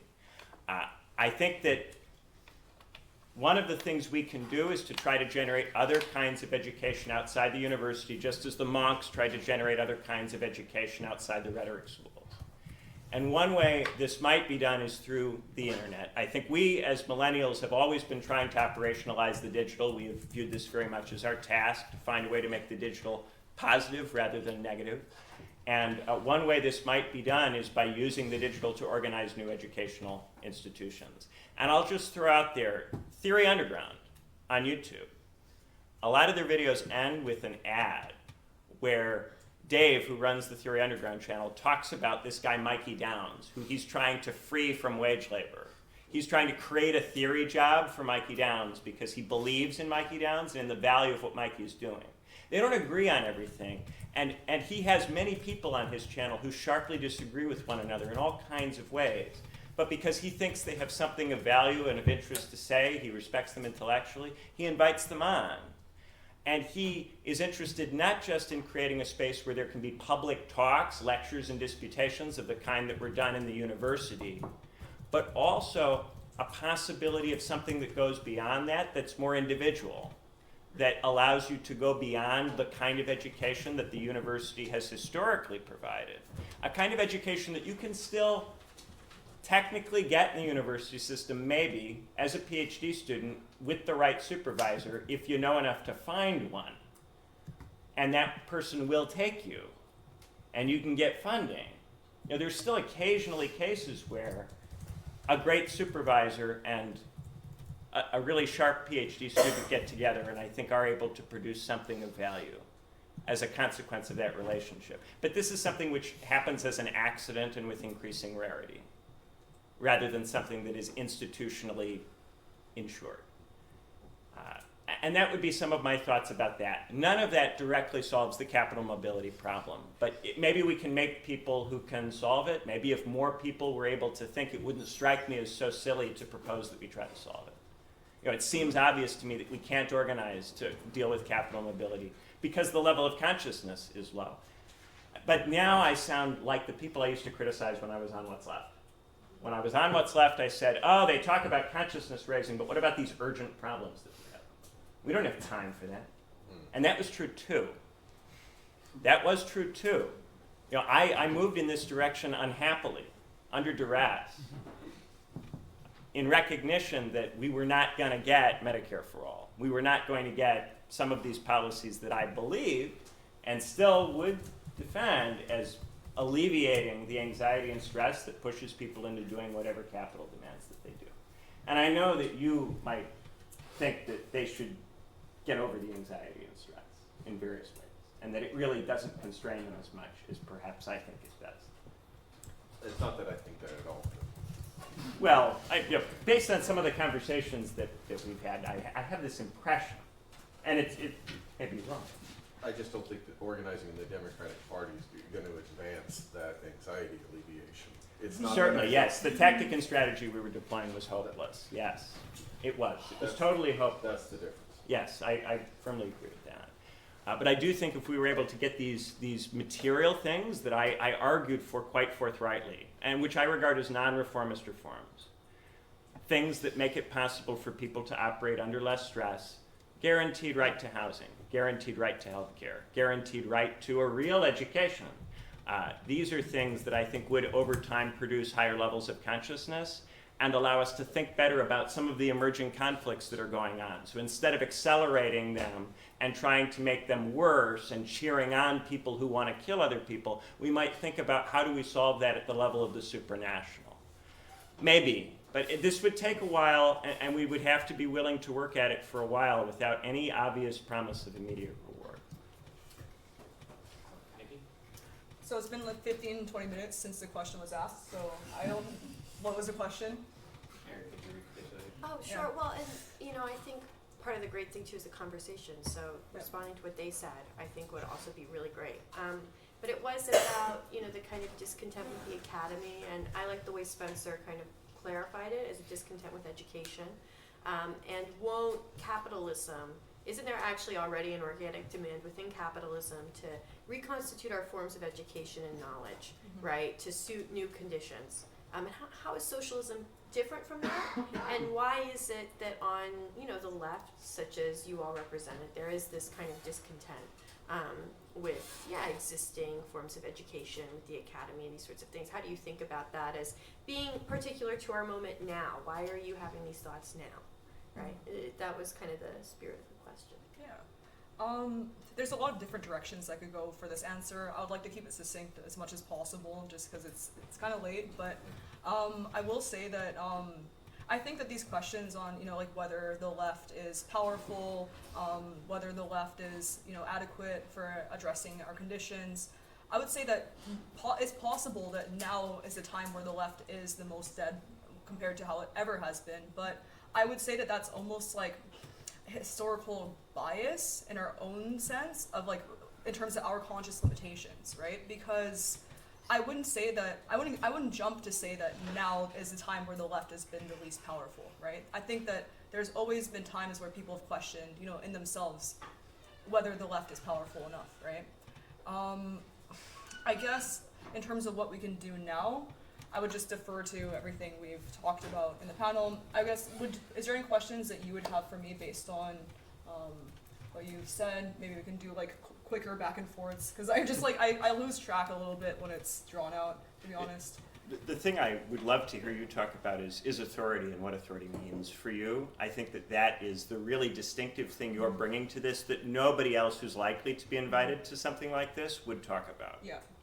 Yeah, so I'm currently writing a manuscript on authority right now, and it's something that I consider to be one of the missing pieces for how we can understand Marxism today and also the left today. The issue with authority is that sometimes it goes into authoritarianism, and then a lot of people then kind of correlate authoritarianism with fascism and repression, and that being in itself a bad thing. I push back on that because I do think that being told no in the paternal sense, right? Because if you go to Lacan, we can even go there, right? I guess the role of the authority or even the symbolic father is to tell you no, to basically tell you you're not allowed to do something, right? And basically the role of the father has been, and Daniel Tutt actually talks about this in this book as well, it's not just something that's completely alien from the left, right? But the role of the father and the role of the institution and basically not permitting you to do something has been degenerating throughout time, right? And there's nothing that has really replaced the role of the family, the role of the father, or the role of historical institutions in maintaining order, right? So what happened from that, or even as a response to that, was postmodernism, right? Postmodernism, and is not, I'm not going to say it's entirely a bad thing, it's a historical moment, right? But postmodernism has led to, let's say, this chaos of the West, right? Where nobody knows what to do, your subjectivity reigns supreme, and you can't necessarily know what the truth is objectively, right? So that kind of is almost the condition where we're faced right now. A lot of people like to say that we're in a meta-modern kind of time. I don't think we're actually past postmodernism at all, actually. And the questions that the right actually brings forward to understanding postmodernism, they aren't entirely wrong, right? It's because the question is like, how do we know what we know, right? And how do we know and how can we even make declarations on the truth or what people should do, right? As an ethical or political question, if we don't even know what the truth is or even what the truth is outside of ourselves. So that's the issue of postmodernism. I think that authority can help us traverse the void of postmodernism, specifically because postmodernism, if you're just relying on yourself, your own individuality, your own rationality, just like as an internal kind of process, you're going to be actually looking into the void, and you're not going to be able to traverse the void, and that's how people become nihilistic and and choose to believe that nothing exists and therefore I can't do anything, and then I think that's actually the problem of the left that we face today, is this nihilism. And I think that authority is not perfect, right? Authority is obviously not perfect, and I think that that's why I go back to the question of purity, and why purity is an issue for Marxists, and actually a limitation, is because people try to be too perfect about theory, right? It doesn't matter. In a way, I'm going to say this in almost a controversial sense, it doesn't fully matter if the authority telling you that you're not allowed to do something is entirely wrong or sometimes wrong. It's okay to be wrong, actually. But you need that guiding force to be able to direct energy, right? Direct society, direct people. Otherwise, you just get people going in, schizo directions, more laterally instead of linearly. We don't want to be completely linear as Marxists, obviously, but you need to have a balance, right? You can't just have a society that doesn't know what the truth is. Oh, everyone can be subjective. Oh, it's just based on, let's say even like your identities or whatever, right? You can go into like wokeism or anti-wokeism arguments, right? But you can't have a society that doesn't know how to make decisions, right? And that role of authority actually is, I would say, the missing key for us right now. So hopefully that answers the question. It makes you think in a little bit of a different way what Chris Catron is doing when he says no children. Nikki, did you have any specific closing comments you'd like to give? I do, actually, and thank you so much for this panel. I'm very happy to be here. Thank you so much, Aaron, for being so kind to me as well. Thank you so much to Platypus. I'll be happy to come back, and I'm really, honestly, very, very happy to be here. I'm going to start with a quote from Hegel, actually, that has really rung true for me recently, and I've just been coming back to it. But this is, and I think it's important to think about this quote when we're approaching theory and also trying to understand our role as Marxists today, right? And the sentiment that he states is that nothing great in the world has ever been accomplished without passion, right? And I think as Marxists today, we can't, like even in academia, we can't be stuck in, droning on about like zooming in and these specifics. We lose the plot actually. We need to think big picture, and we need to maintain this element of passion and to truly, I guess even like feel Marxism, right? And I think that that's been lost almost with over-intellectualization, overthinking, right? So here I'm gonna go into this now. So the culture war, right, is not the same thing as cultural discourse.